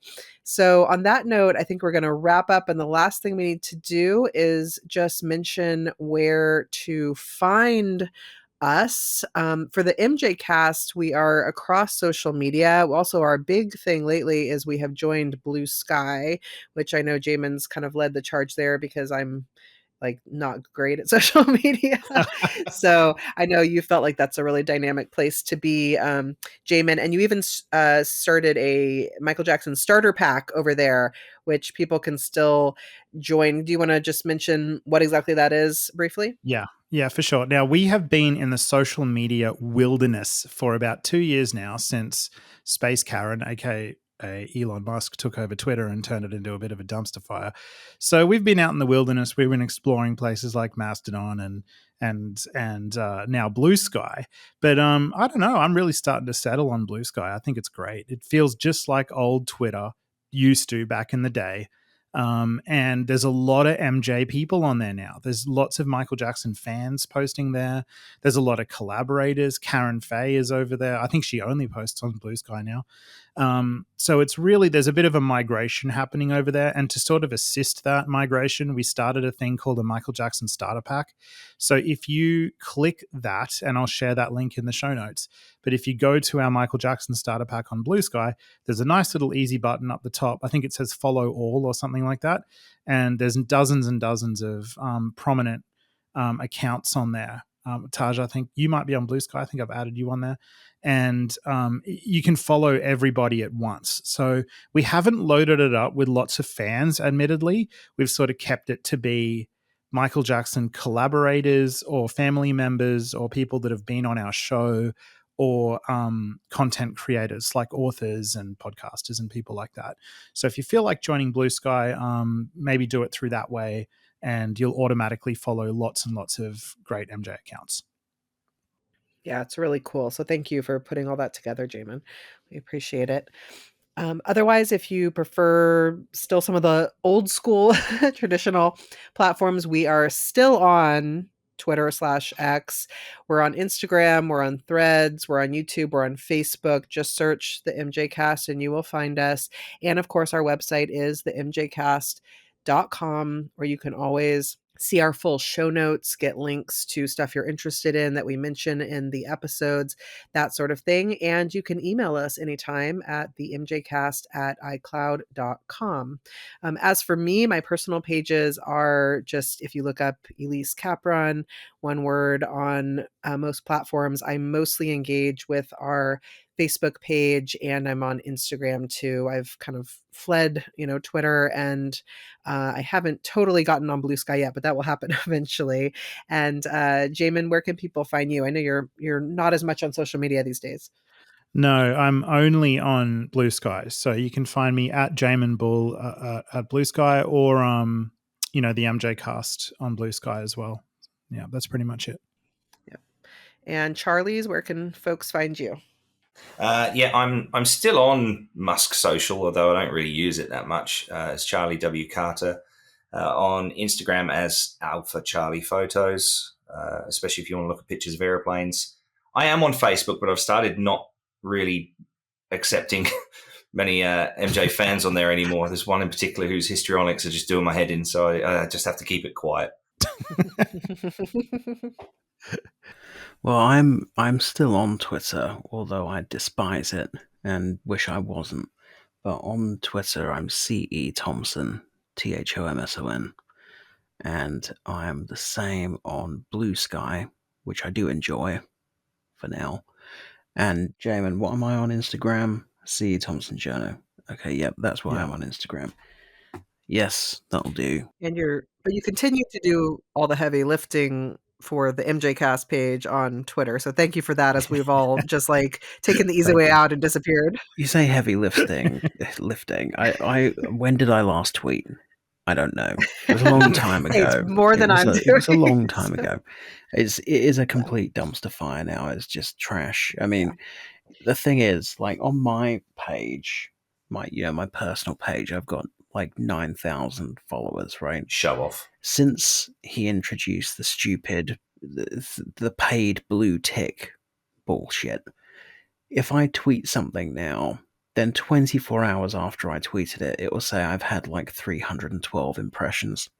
So what they're doing is they're deliberately suppressing anything that's posted by anybody who won't pay. Mm-hmm. And of course, I refuse to pay because I don't wish to fund a far-right enterprise. So it's basically over. Twitter is basically over for me now, unless somebody comes and rescues it from Space Karen, as Jamon calls him. Yeah.